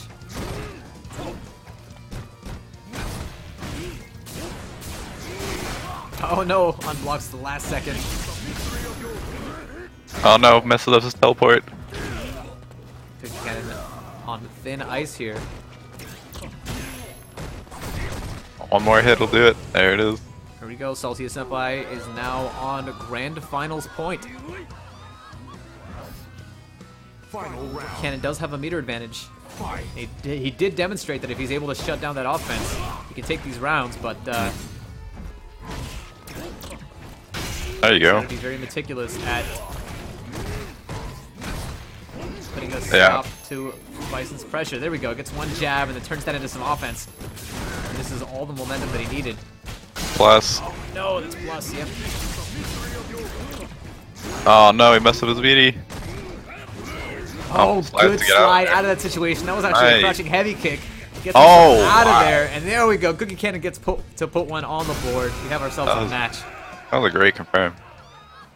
Dawson. I like the usage of crouching heavy kick to get out of that situation with the Yep. the Devil's Reverse. That was not an option that I was thinking of.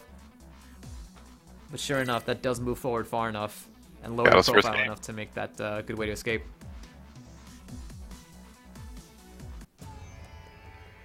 Round one. Fight. Crush counter.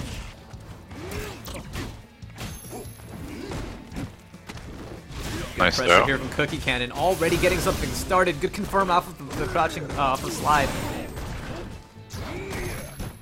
I don't know, situations like that where Cookie Cannon has to look for those Yoga Fires to block off the skies before Salty Senpai can get started with those Devil's Reverses. But the damage may already be done. Oh, Good crush no. counter. They're working on the stun here, just needs to throw. There it is. This is gonna kill. Yeah, Senpai keeps getting in by using Devil's Reverse, so Cookie needs to find an answer within this next round or it's gonna be So lights far, out. the only thing that it's been able to put out to stopping it consistently has been Yoga Fire, but That didn't doesn't come out always there. work. Yeah. There. Threw out Yoga Fire, but it was the wrong version. The light would have actually anti-aired properly there.